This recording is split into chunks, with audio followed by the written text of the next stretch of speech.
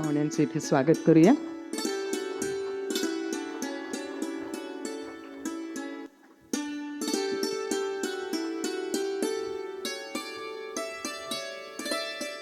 सर्व सुखांचा तू प्रभुदाता, विद्येच्या देवा, जनजीवनिया तूच शुभ करा, शुभ दिन फुलवावा. आजचा शुभ दिन यासाठी की सेवानिवृत्त मेजर मोहिनी गर्गे कुलकर्णी लिखित हा शुभ दिन त्यांच्या कुटुंबासाठी तर आहेच, पण मिहाना पब्लिकेशन साठी पण आहे आणि तुम्हा आम्हा सर्वांसाठी तो आशा करता की शौर्य, देश, समर्पित भावना, देशावर प्रेम करणारे आपण सगळे सुहृद या सर्वांसाठी आजचा हा शुभ दिन आहे.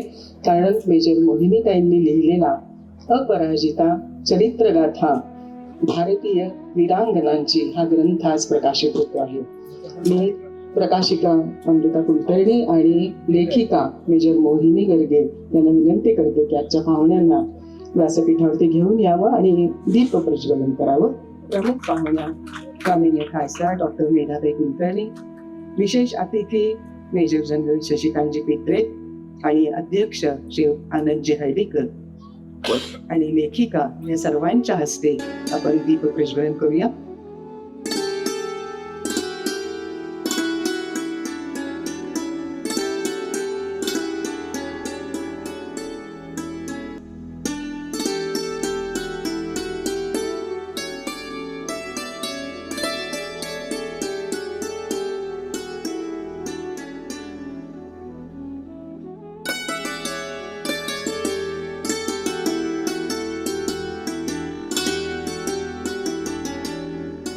पाहुण्यांना विनंती करेन की आपण अस्वस्थ व्हावं.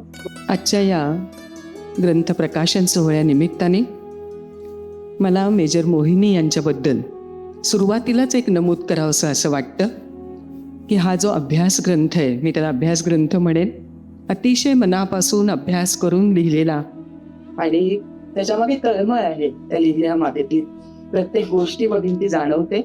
अक्षरशः सातवाहन काळापासून ते 1947 पर्यंतचा म्हणजे 2000 वर्षांचा कालखंड तो अभ्यासायचा आणि तो इतक्या सुंदररित्या अभ्यासायचा आणि तो शब्दबद्ध करून आपल्यापर्यंत पोहोचवायचा. तुम्हा सर्वांचं मी मनापासून इथे स्वागत करते. दीप प्रज्वलन करून आपण या कार्यक्रमामध्ये एक प्रसन्नता तर आणलेली आहेच आहे. आजच्या कार्यक्रमाच्या निमित्ताने जे आपल्याला पाहुणे लाभलेले आहेत, खरं तर मला असं वाटतं की पाहुणे का म्हणायचं, आपण इतक्या प्रेमाने सगळ्यांना बोलवलेलं असतं की एक वेगळा ऋणानुबंध त्यांच्याशी निर्माण होतो. पण एक कार्यक्रमाचा भाग म्हणून मी थोडक्यामध्ये त्यांचा परिचय करून देणार आहे आणि त्यानंतर त्यांचं आपण प्रकाशकांतर्फे आणि लेखिकेतर्फे आपण स्वागत करणार आहोत.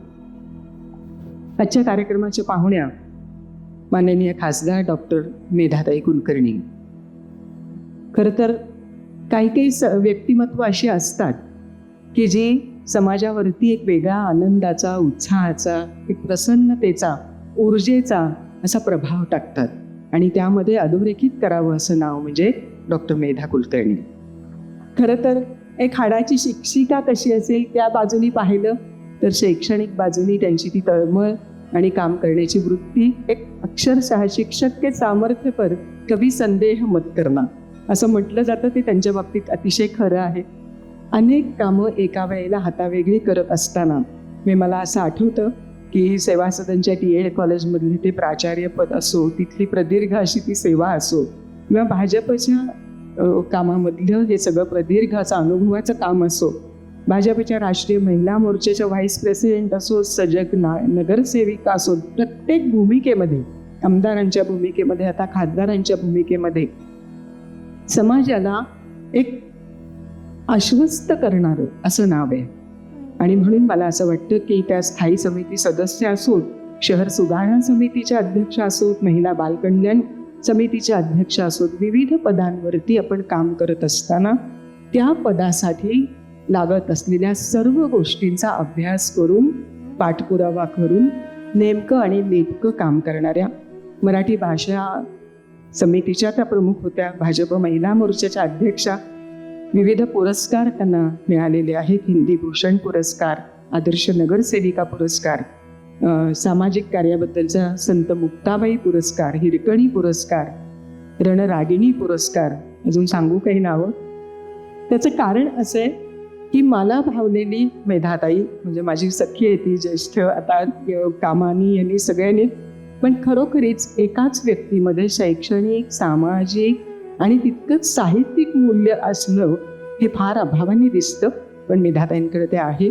आजच्या कार्यक्रमाला मी मोहिनी असं म्हणेन की 4 चांद लगे असं जर म्हणायचं असेल, आज मेधाताईंच्या व्यस्त दिनक्रमातून त्यांची इथली उपस्थिती ही निश्चितच आम्हाला सगळ्यांना आनंद देणारी आहे. मी अमृताला विनंती करते की त्यांनी मिहाना प्रकाशनातर्फे आधी स्वागत करावं आणि मग लेखिका मोहिनी पण त्यांचं स्वागत करते.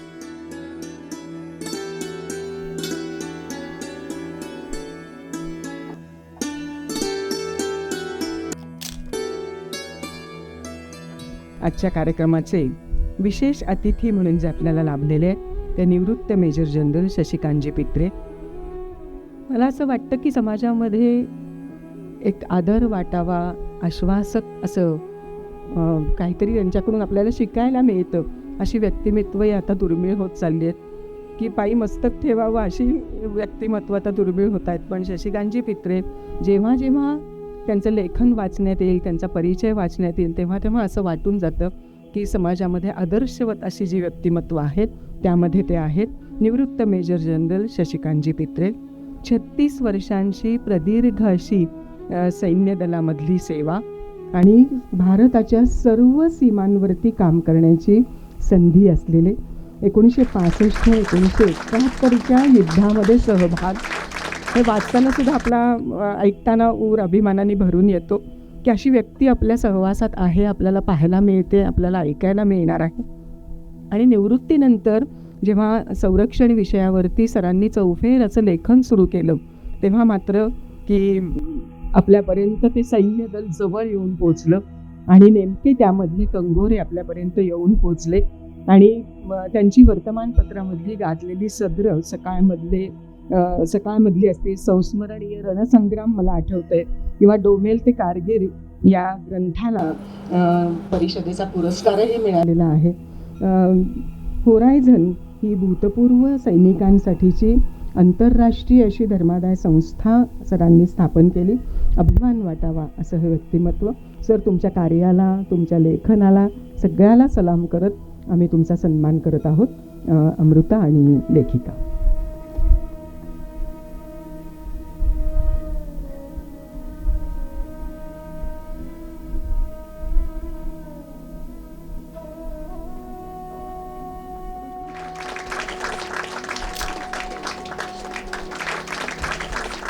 आजच्या कार्यक्रमाचे अध्यक्ष ज्येष्ठ पत्रकार, लेखक, व्याख्याते माननीय आनंद हर्डीकर सर. 1969 सालापासून पत्रकारितेमध्ये ते आहेत आणि संपादकीय कामांचा सरांचा इतका उदंड विविधांगी असा अनुभव आहे. अनेक म्हणजे 100पेक्षा अनेक स्मरणिकांचं सरांनी संपादन केलेलं आहे. 2500पेक्षा अधिक लेख सरांचे प्रसिद्ध झालेले आहेत. 7 पुस्तकांचं सरांचं लेखन आहे. पण हे लेखन मी पुस्तकांची नावं वाचल्यानंतर तुमच्या लक्षामध्ये येईल की अंतहीन संघर्ष, काळा हिटलर, शापित पंजाब ही काहीच नावं मी त्यातली वाचली. तुम्ही विचार करा की सर्वसामान्य माणसं आपण हे विषय जवळ पण आणत नाही, पण सरांची ही पुस्तकं म्हणजे समाजाला मिळालेलं एक खरोखरीच अक्षर असं वरदान आहे. त्यातली 4 अनुवादित पुस्तकं पण आहेत. महाराष्ट्रभर सरांची व्याख्यानं ही गाजलेली आहेत. 2003 सालापासून राजहंसशी सर जोडले गेले आणि तिथेही प्रकाशक संपादक म्हणून सर कार्यरत आहेत. तिथेही 200पेक्षा अधिक ग्रंथांचं सरांच्या मार्गदर्शनाखाली संपादन झालेलं आहे. मग त्यामध्ये सदानंदजी मोरे असतील, अरुण साधू असतील किंवा मेजर जनरल शशिकांतजी पित्रे असतील, अशा अनेकांची पुस्तकं सरांनी संपादित केलेली आहेत. महाराष्ट्र राज्याच्या साहित्य सांस्कृतिक मंडळाचे सर सभासदही होते. सरांच्या इथे भाषणाला ऐकायला आलेलेही खूप लोक आहेत की खूप दिवसांनी आज सरांना ऐकायला मिळणार आहे, ही उत्सुकता आम्हालाही आहे. सर, आपलं मनापासून स्वागत करताना मला आनंद होते. मी मिहाना प्रकाशनातर्फे आणि लेखिकेतर्फे हे स्वागत होत आहे.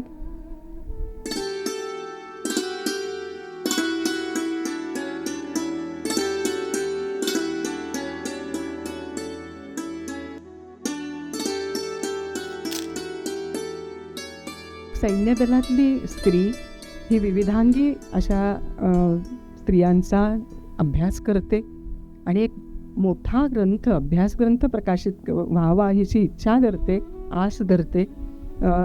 तिचं कौतुक तर व्हायला पाहिजेच. मी प्रकाशनातर्फे अमृताला विनंती करणार आहे की आपल्या मिहाना प्रकाशनातर्फे इथे लेखिकेचं आपण कौतुक करूया.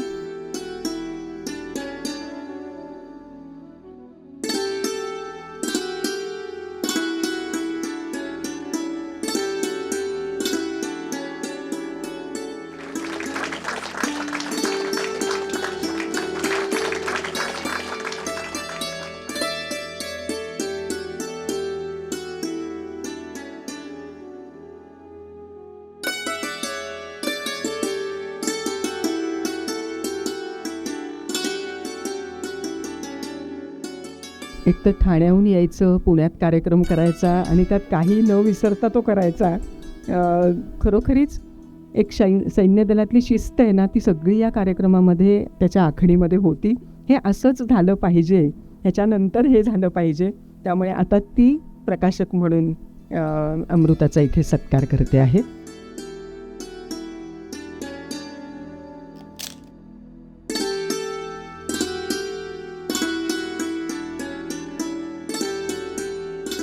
तर मिहाना हे नावच इतकं काही मोहक आहे आणि प्रकाशिकाही तशाच आहेत. त्यामुळे मी त्या पब्लिकेशनबद्दल काय बोलू, तर मी असं म्हणेन की कॉन्टिनेंटलसारख्या संस्थेमधला 3 पिढ्यांचा प्रदीर्घ अनुभवाचं गाठोडं घेऊन मिहाना नावाची स्वतःची पब्लिकेशन संस्था सुरू करणं आणि माहेरून सगळं राजकीय सांस्कृतिक सगळं वातावरण मिळालेलं आणि जिचं माहेर पंढरी आहे, परिचारकांचं आहे अशी अमृता आणि तिचं हे मिहाना प्रकाशन.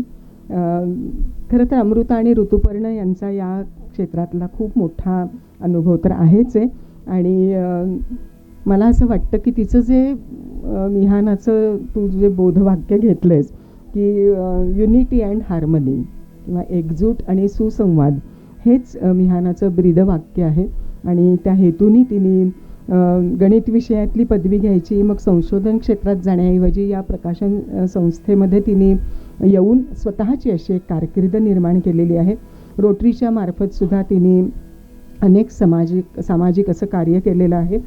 आत्तापर्यंत मिहानातर्फे श्रीना पेंडसे, नासम इनामदार, संदीप सलील या जोडीची पुस्तकं किंवा डॉक्टर सुमती क्षेत्रमाडे यांसारख्या आपल्याला सगळ्यांना जुन्या लोकांना आवडणाऱ्या अशा लेखिका अनेकांचे नामवंतांचे बरेचसे ग्रंथ प्रकाशित झालेले आहेत आणि ज्या ब्रीदवाक्याला धरून ती काम करते आहे. मला असं वाटतं की जेव्हा मेजर मोहिनी अमृताला भेटले असतील तेव्हा तो अमृत योग नक्की असणार आहे, कारण इतिहासावरती आपली मोहर उमटवणाऱ्या वीरांगनांचं चरित्र एक स्त्री लिहिते. भारतीय स्त्रीच्या सामर्थ्याचं, स्वाभिमानाचं हे सगळं तेजस्वी लखलखतं असं दर्शन हा सगळा अध्याय हा पुढील पिढीपुढे आलाच पाहिजे या तळमळीतून दिलेलं मेजर मोहिनींचं लेखन हे अक्षरधन, हा अक्षर ठेवा, प्रकाशित करावासा वाटणं ही पण एक खूप मोठी गोष्ट आहे. मी प्रकाशिका म्हणून, मिहानाची प्रकाशिका म्हणून अमृताला विनंती करते की तिने प्रास्ताविक करावं. धन्यवाद विनयाताई. एवढं कौतुक मला अपेक्षित नाही आहे. इथे खूप मोठमोठ्या स्त्रिया बसलेल्या आहेत माझ्यापेक्षा. खरं तर सर्वांना नमस्कार. थोडा आवाजाला प्रॉब्लेम आहे, सांभाळून घ्या. मेधाताई आम्हाला नवीन नाहीत, कॉन्टिनेंटलला ना मिहानाला. आणि मिहानाचं नाव तुम्ही जे सांगितलं ते माझे पती ऋतुपर्ण यांनी निर्माण केलेलं नाव आहे. माझ्या 2 मुली आहेत, मिहिका आणि आहना, कॉलेजला आहेत आता त्या, पण त्यांचं मिळून नाव म्हणून मिहाना आणि त्याचा अर्थ पण संस्कृतमध्ये सुंदर फूल असा लकीली झाला, आम्ही ठेवल्यानंतर कळल्या. तर अशा प्रकारे मिहानाची निर्मिती एका निविदेच्या निमित्ताने 18 साली झाली आणि मग कॉन्टिनेंटलचा माझ्या आजी सासऱ्यांचा, अनंतरावांचा ग्रंथसेवेचा आम्ही 86 वर्षांचा वारसा आता मिहानातर्फे सुरू केला आहे आणि पुढे नेण्याचा प्रयत्न करत आहोत. खरं तर मार्च महिना म्हटलं की सगळ्यांच्या डोळ्यासमोर महिला दिन असं येतं, पण मी म्हणते की महिला दिन साजरा करायचाच कशाला. मेधाताई माझ्याशी सहमत होतील कदाचित की महिला, lady is always on toes for 365 days. म्हणजे तिला गरजच नाही आहे की महिला दिन साजरा करण्याचं. पण तरी देखील एका महिलेचं पुस्तक, स्त्री साहित्य, एक महिला प्रकाशक, एक महिला संपादक, एक महिला अक्षर जुळणीकार, अशा आम्ही सगळ्या टीम महिलांनी एक स्त्री साहित्य निर्माण केलं, जे स्त्री लेखिकेचं होतं आणि एक स्त्रीच्या हस्ते आज त्याचं प्रकाशन करीत आहोत. याचा मला अत्यंत सार्थ अभिमान वाटतो आहे आणि देशांनी पावलं पुढे टाकायला खूप मोठी सुरुवात केली आहे, याचं एक हे द्योतक वाटतं. आपण एक म्हणतो, रामाचा श्लोक आहे मेधाताई, वीराहा संभाविता आत्मानो न देवम पर्युपासते. म्हणजे स्ट्रॉंग वॉरियर आणि सेल्फ कॉन्फिडंट जेव्हा असतात ना, तेव्हा ते नेवर रिलाय अपॉन द फेट, म्हणजे डेस्टिनी किंवा दैव आपण ज्याला म्हणतो, त्याच्यावर कधीच कोणी अवलंबून राहत नाही. आणि तशी आमची मेजर मोहिनी फायटर आहे की तिने पहिल्या आवृत्ती, आता वास्तविक आज प्रकाशित होणारं दुसऱ्या आवृत्तीचं पुस्तक आहे, परंतु पहिल्या आवृत्ती काही कालावधीतच तिची खटपट प्रकाशकांच्या बरोबरीनं, यामुळे आम्ही ती आवृत्ती संपवून आज दुसरी आवृत्ती प्रकाशित करत आहोत. मी इथे पुस्तकाविषयी फार काही सांगू इच्छित नाही, मोठमोठाले वक्ते इथे बसलेले आहेत. मी एकाच वाक्यात पुन्हा एकदा सगळ्या व्यासपीठावरील मान्यवरांचं आणि व्यासपीठासमोरील आमच्या सुहृदांचं स्वागत करते. प्रकाशनामागची भूमिका मला इथे सांगावीशी वाटते. मिहानानी काय, कॉन्टिनेंटलनी काय, आजवर 86 वर्षांच्या ग्रंथसेवेच्या काळात अनेक इतिहास असतील, ऐतिहासिक चरित्र असतील, कादंबऱ्या तर आहेतच, परंतु संदर्भ ग्रंथ, अभ्यास ग्रंथ हे प्रकाशित केलेले आहेत. आणि त्या पठडीत बसणारं लेखक म्हणजे लेखिकेने निवडलेल्या आणि त्यासुद्धा भारतीय संस्कृतीतल्या वॉरियर्स, हे त्याला एक नवीन विशेषण मी लावू इच्छिते की तिने भारतातल्या वीरांगना यात घेतलेल्या आहेत. शौर्य, प्रशासन आणि स्वातंत्र्य यासाठी झटणाऱ्या, मुघलांचा पाडाव करणाऱ्या आणि आपली संस्कृती पुढे नेणाऱ्या अशा या सगळ्या स्त्रिया आहेत. जवळजवळ मला वाटते 30 अध्याय आपण याला म्हणूयात, 30 चॅप्टर्स आहेत याच्यामध्ये आणि प्रत्येकात 2-2, 3-3 स्त्रिया अशा आहेत. तर अगदी विनयाताईंनी सांगितल्याप्रमाणे प्राचीन काळातल्या संस्कृतीपासून ज्या वॉरियर्स आहेत ते आत्ता राणी झाशीची इथपर्यंत ह्यात सगळे नमूद आहेत. सगळ्यात मोठा हे म्हणजे याला लाभलेला शुभेच्छा संदेश, तो सुद्धा एका उत्फुल्ल महिलेचा आहे आणि मोठ्या व्यक्तिमत्वाचा आहे. सुमित्राताई महाजन यांनी अत्यंत आशीर्वादपर शुभेच्छा संदेश पुस्तकाला दिला आहे. मोहिनी स्वतः त्यांना भेटून आली, तिने पुस्तकाची चर्चा केली होती.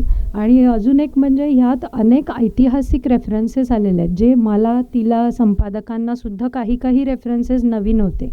त्याच्यावर तिने खूप मुंबईमध्ये जाऊन चर्चा केली, इतिहास संशोधक मंडळात गेली, अनेक ठिकाणी इथे आम्ही या पुस्तकावर संस्करण केलं.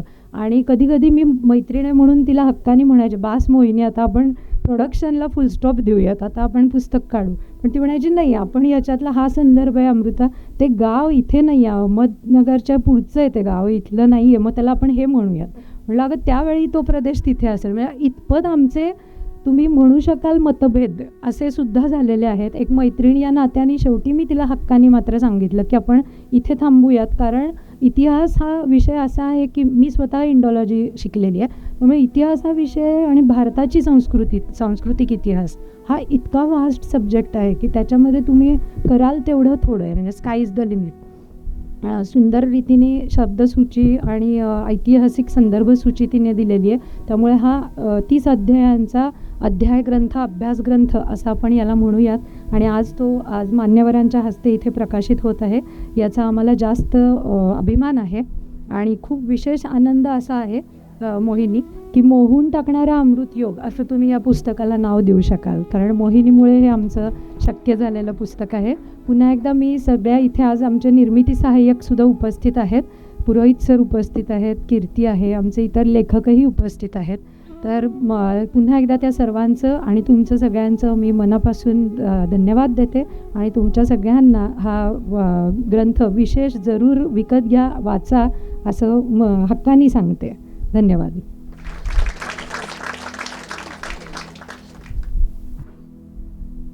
धन्यवाद अमृता. एक नेटकं असं प्रकाशिकेने कसं बोलावं हे अमृताकडनं बरोबर शिकावं. अतिशय छान पद्धतीने तू इतक्या मोठ्या ग्रंथाचं सारभूत असं प्रकाशकीय मनोगत इथे व्यक्त केलंस. आणि काही काही योग जे असतात ना ते आपण घालत नसतो, ते बरोबर जुळवून आणत असतो कोणीतरी, जोडणारा असतो तो असतो ना सूत्रधार कोणीतरी. काल काय घडले याचा तोच सूत्रधार, उद्या काय होईल त्याचा तोची जाण काढो. कदाचित तिसरी आवृत्ती पण आपल्याला अशी काहीतरी करावी लागली. त्यामुळे त्या सूत्रधाराने हे सगळं ठरवलेलं असतं आणि त्यामध्ये हे सगळं योग जुळून आलेला असतो. पण मला मोहिनीचा उल्लेख मी नेहमी बोलताना मेजर मोहिनी असाच करणार, कारण आपल्याला अभिमान वाटलाच पाहिजे. कारण प्रत्येकाला वाटत असतं की नाही सैन्य दलात जायला हवं कोणीतरी, पण कोणीतरी म्हणजे पलीकडच्या 2 घरांमधलं कोणी गेलं तर आणखीन छान वाटेल, आता आपण कौतुक करू. पण आपल्या समोर जेव्हा अशा व्यक्ती असतात, म्हणजे पित्रे सर जेव्हा येणार आहेत कळलं तेव्हा मला वाचून असं वाटलं आणि किती लिहिलेलं, किती काम केलेली ही व्यक्ती आहे, देशासाठी काम केलेली व्यक्ती. अशी व्यक्ती पाहायला मिळणं, अभ्यासाला मिळणं किंवा ऐकायला मिळणं हे पण भाग्ययोग असतो.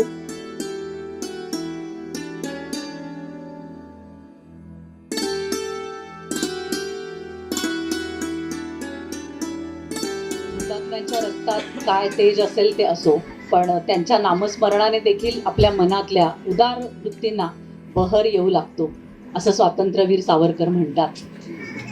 तर ह्या वीरांगनांच्या नामस्मरणाने, त्यांच्या अभ्यासाने जे काही थोडंफार धारिष्ट्य माझ्यामध्ये आले, तर ते घेऊन मी आपल्या समोर आज उभी आहे आणि माझा या प्रवासाबद्दल थोडंफार बोलणार आहे.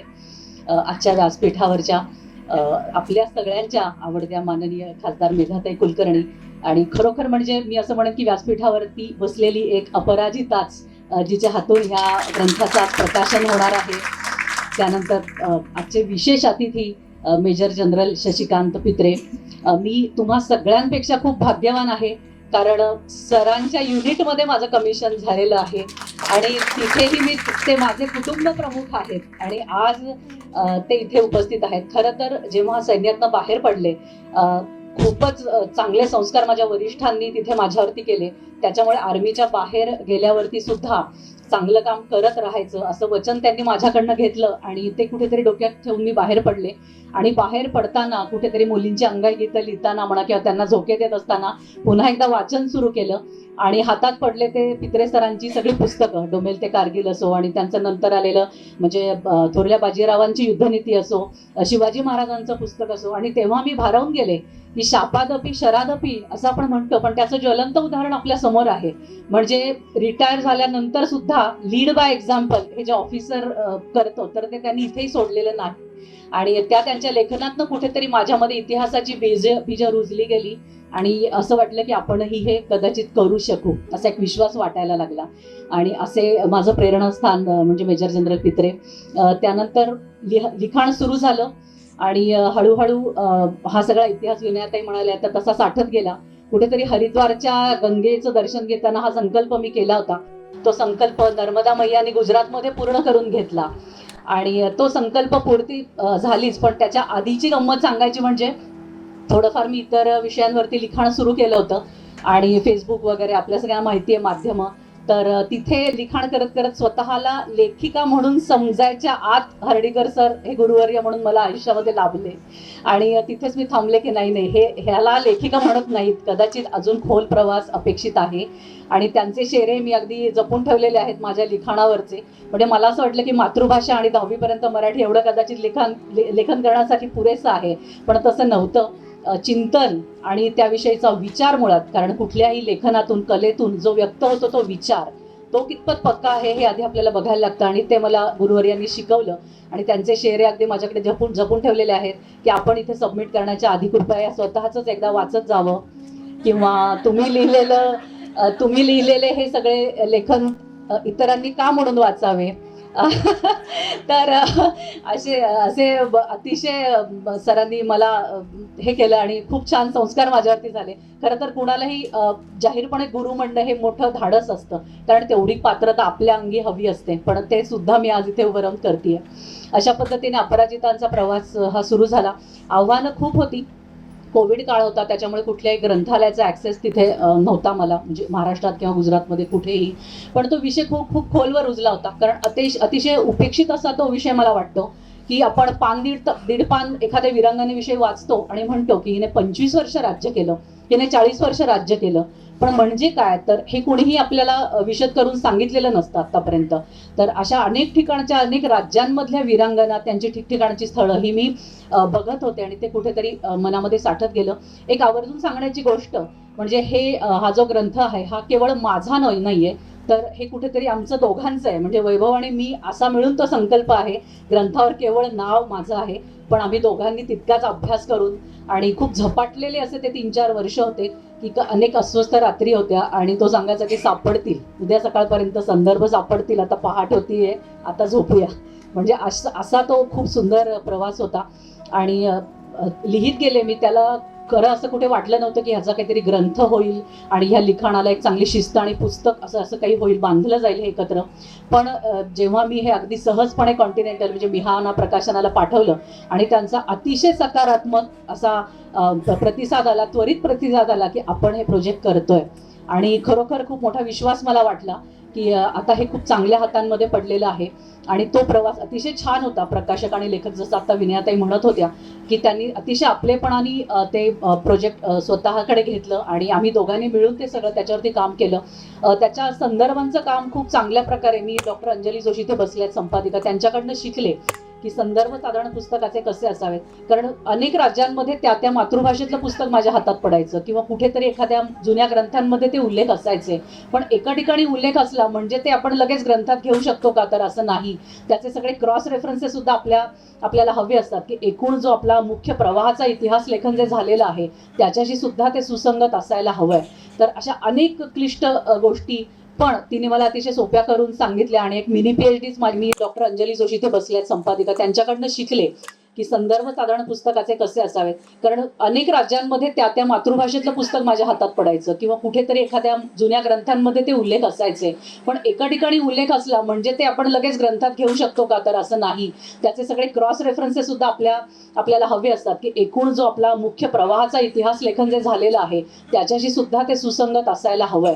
तर अशा अनेक क्लिष्ट गोष्टी पण तिने मला अतिशय सोप्या करून सांगितल्या आणि एक मिनी PhD माझी तिने करून घेतली असं म्हणता येईल. अशा प्रकारे त्याच्यावरती काम झालं.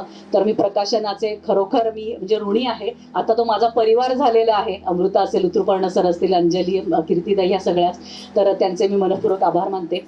पहिली आवृत्ती निघाली, परंतु पहिली ते दुसरी हा सुद्धा प्रवास एक वेगळं बळ देऊन गेला असं मी म्हणेन.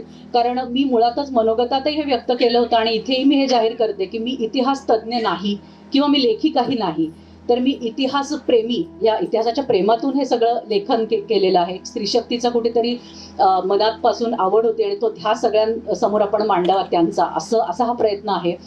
त्यामुळे हे मी करत गेले. परंतु ज्या पद्धतीने सगळ्यांनी ते स्वीकारलं, माझं आवाहन की आपण सगळे मिळून ह्याला दुरुस्त करूया.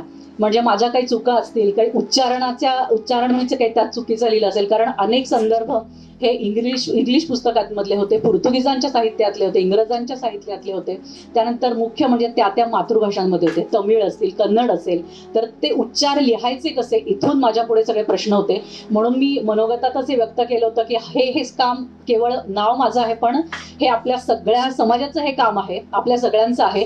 त्यामुळे मी आवाहन केलं आणि त्याला इतका भरभरून प्रतिसाद आला. अनेक इतिहास तज्ञांचे म्हणजे कौतुक करणारे तर कॉल होतेच, पण त्याच्याबरोबर इथे ना या शहराचं नाव असं हवंय ते त्यांनी हक्काने आणि आवर्जून अतिशय प्रेमाने सांगितलं. आणि तशा अनेक गोष्टी सुधारून आज ही द्वितीय आवृत्ती आपल्या समोर म्हणजे इथे आहे आता प्रकाशित झालेली. आणि अमृताने सुद्धा ते अगदी शांतपणे सगळे बदल स्वीकारून घेतले. पुन्हा एकदा आम्ही झपाटून 2-3 महिने दुसऱ्या आवृत्तीवरती काम केलं आणि ती आज बाहेर पडते, याचा मला अतिशय आनंद होत आहे. मुळातच आज खरं तर इतिहासावरती काही बोलावं असे दिवस आहेत असं मला वाटत नाही. एवढं सगळं रणक्रंदन आपण बाहेर ऐकतो, पण मला आवर्जून असं वाटतं की एक टीका केली जाते की आपला इतिहास संवर्धन केला गेला नाही. हे अगदी खरं आहे की परकीय आक्रमण असतील किंवा स्वातंत्र्यानंतरचा काही वर्षांचा कालावधी असेल, पण मला असं वाटतं तेच घेऊन आपण किती वर्ष बसायचं. मुळात एक भारतीय नागरिक म्हणून, एक आई म्हणून, एक स्त्री म्हणून या सगळ्याच भूमिकांमधून मी इतिहास जाणून घेण्याचा स्वतःहून किती प्रयत्न करते किंवा करतो असा प्रश्न आपण स्वतःला विचारला पाहिजे. म्हणजे आपण एखाद्या घरातले जसे संस्कार, रीतिरिवाज या सगळ्या गोष्टी पुढल्या पिढीकडे देतो, नकळत देतो, हे आपलं बरं का, हे असं करायचं असतं आपण. तसं आपण भारताचा इतिहास त्यांच्याकडे त्या सहजपणे गाईचं दूध प्यायल्याप्रमाणे जे की आपल्यासाठी पोषक असतं, तसं आपलं पोषण इतिहासावरती होतं. हे आपण विसरून जातो कुठेतरी. तितक्या सहजपणे आपण तो पुढच्या पिढीला दिला पाहिजे. आणि म्हणून मला असं वाटलं की मी मागे सोडून जाताना काय सोडून जाईल मुलींना, 2 फ्लॅट्स आणि बँक बॅलन्स किंवा काय प्लॉट्स असतील किंवा काय काय माझं जागीने, तर नाही. मी अपराजिता ग्रंथ हा माझ्या मुलींसाठी आणि समाजातल्या सगळ्या स्त्रियांसाठी मागे सोडून जाईल, ह्या भावनेने मी तो लिहित गेले.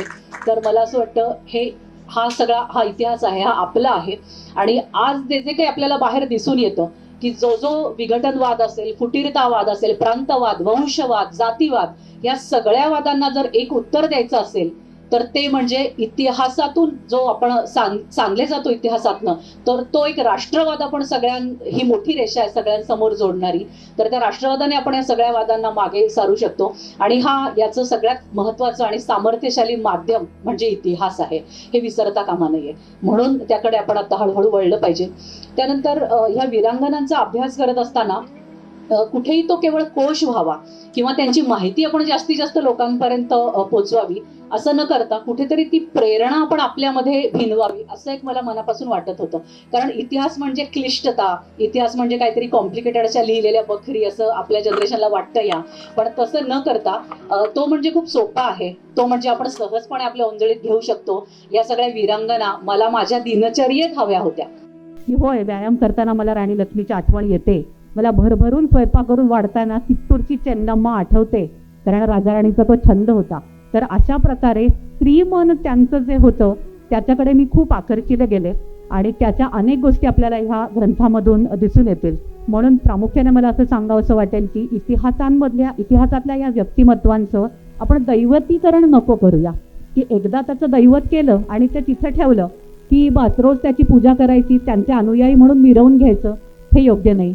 जाणतेपणाने त्यांचा जय जयकार आपल्याला करता आला पाहिजे आणि कुठेतरी आपल्या रोजच्या आयुष्यामध्ये प्रेरणा म्हणून ही व्यक्तिमत्व झिरपली पाहिजेत, ती आपली वाटली पाहिजेत. इथपर्यंत आपण त्यांचा अभ्यास करून त्यांना आपलंसं केलं पाहिजे. म्हणून मी लिहिताना सुद्धा ती राणी लक्ष्मी, ती राणी चेन्नम्मा, होय ती माझी आहे, ती तुमची आहे. त्यांना मी कुठेतरी अशी मोठी मोठी बिरुदं सुद्धा लावली नाही आहेत. इतक्या त्या माझ्या जवळच्या आहेत. मी त्यांचं लहानपण अनुभवलं आहे.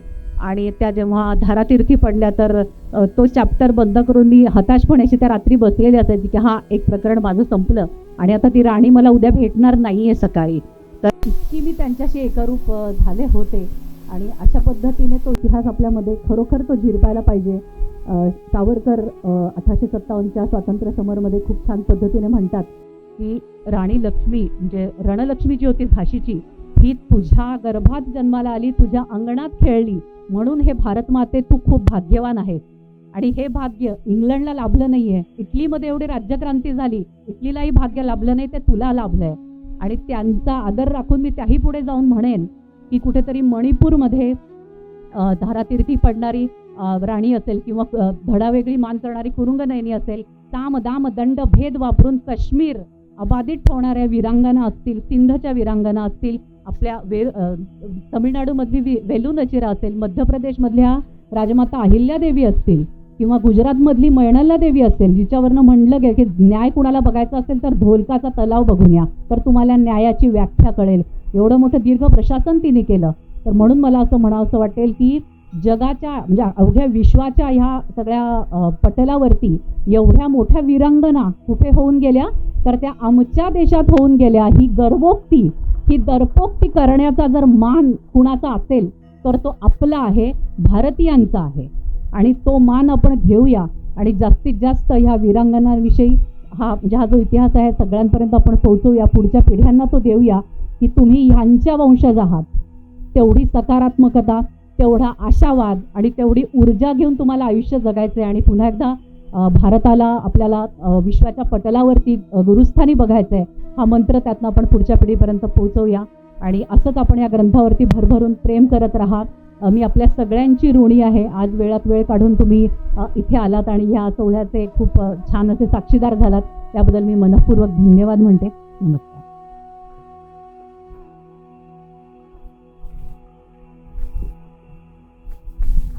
म्हटलं तर लेखिका बोलत होती आणि मध्येच मेजरचाही आवाज येत होता. खरं तर असं वेळ घेतल्याशिवाय हे काम होत नसतं. आणि त्या भूमिकेमध्ये जाऊन ती ते जगली आहे. त्या ज्या सगळ्या लिहिलेल्या ह्या आहेत व्यक्तिमत्व आहेत ते ती खरोखरीच जगलेली आहे. आता प्रकाशनाकडे वळण्याआधी मला फक्त एवढं म्हणावं असं वाटतं की स्वातंत्र्याची उर्मी उरामध्ये बाळगून ज्यांनी स्वधर्माचा स्वराज्याचा नंदादीप अखंड तेवत ठेवला, तो तेवता ठेवणं हे मेजर मोहिनीने केलेलं काम आपल्याला पुढे तेवतं ठेवायचं आहे. म्हणून हा ग्रंथ मिहानाकडे आला आणि तो आज प्रकाशित होतो आहे. मला असं वाटतं की प्राचीन भारतातल्या वीरांगनांपासून सुरुवात करून म्हणजे सातवाहन महाराणी नागनिकापासून तिने सुरुवात केली ते थेट कदम कदम बढ़ाए जा, खुशी के गीत गाए जा, ये जिंदगी है कौम की तो कौम पे लुटाए जा. नेताजी सुभाषचंद्र बोसांच्या आझाद हिंद सेनेची युवतींची सशस्त्र अशी पलटण तिथपर्यंत येऊन तू थांबलीस. किती तो प्रवास ती जगली असेल. आणि हे सगळं अक्षर असं साहित्य अक्षरधन आज मिहानातर्फे प्रकाशित होत आहे. मी मान्यवरांना विनंती करेन की त्यांनी आपल्या शुभ हस्ते या ग्रंथाचं प्रकाशन करावं.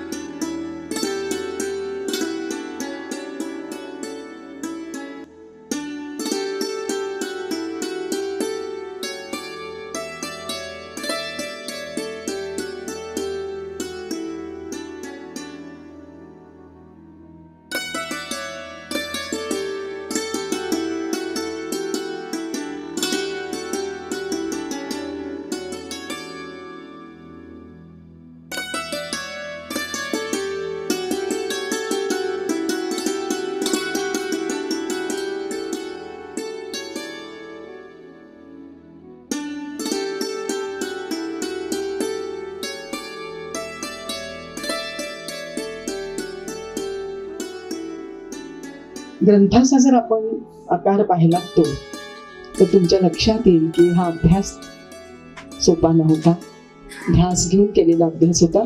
पण मी जेव्हा या सोहळ्याचं काम म्हणजे सूत्रसंचालनाचं काम घेतलं तेव्हा माझ्या लक्षात आलं की 1 नव्हे 2 नव्हे 3 कुलकर्णी स्त्रिया इथे बसलेल्या आहेत. त्यामुळे कुलकर्णी माणसांचं काय गंमत असते. मागे मी मेधाताईंना ऐकवलेलं आहे की चक्क 3 कुलकर्णी स्त्रिया झपाटून जेव्हा एकत्र येतात. म्हणजे मी गोव्यात एका कार्यक्रमाला गेले असताना गोव्याच्या एका माणसाने सांगितलं होतं, मेधाताई तुम्ही ऐकलंय की कुलकर्णी नावांच्या माणसांवरती मी जाम फिदा आहे. असं गोव्यातला माणूस म्हणतो, कारण खासियतेने भरलेली त्यांची एक वेगळीच आदा आहे. आवडलेल्या कामात झोकून देणं हा त्यांचा स्थायी भाव आहे ना.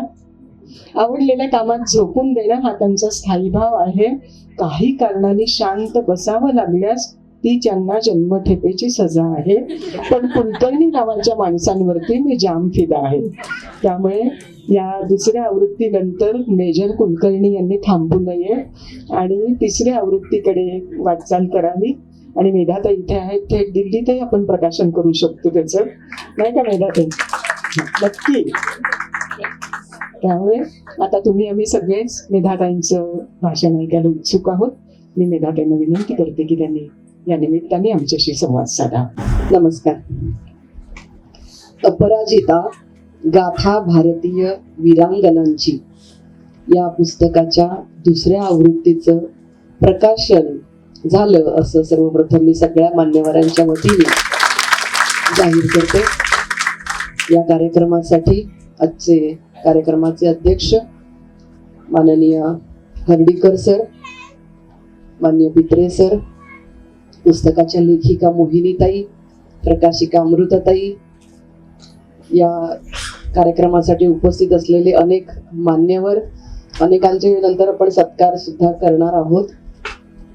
प्रामुख्याने पित्रे ताई इथे आहेत, हर्डीकर ताई आहेत, मधुवंतीताई दांडेकर आहेत.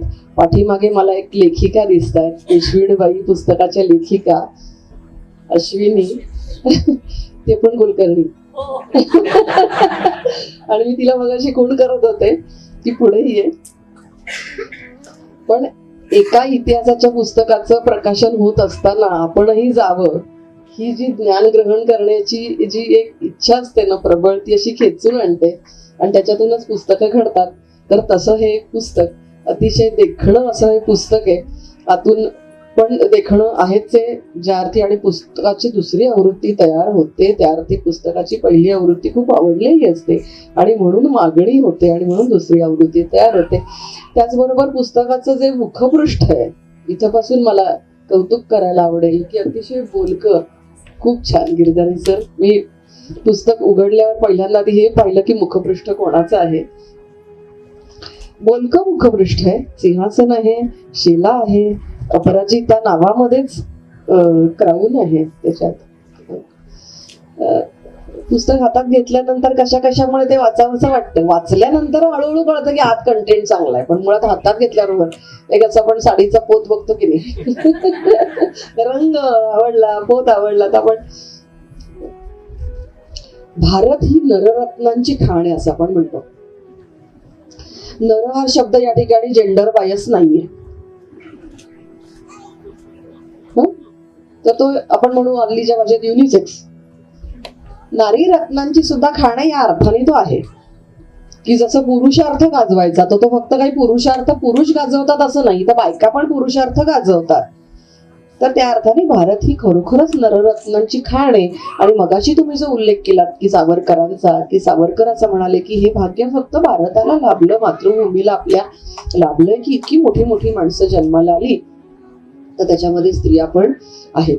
आणि प्रामुख्याने याच्यामध्ये जी सुमित्रा महाजनांनी प्रस्तावना दिलेली आहे, तुम्हाला लिहून मनोगत दिलेलं आहे किंवा इथे सुद्धा त्याचा सार दिलेला आहे, त्यात त्यांनी याचा उल्लेख केला की शौर्य, प्रशासन, स्वातंत्र्य सगळ्याच गोष्टी त्या वीर असलेल्या स्त्रियांमध्ये कशा होत्या आणि फक्त त्यांना प्रांगण देण्याची आवश्यकता आहे, असं त्यांनी एक छान उल्लेख त्याच्यामध्ये केलाय. मी सर्वात पहिल्यांदा हे ऍडमिट करते की मी म्हणजे एक तर भारताबाहेर होते खूप दिवस, आत्ता काही कामाने गेले होते आणि दिल्लीमध्ये अधिवेशन पण चालू आहे, तर पुस्तक माझ्याकडे पोहोचलं असून सुद्धा मी वाचू शकले नाही.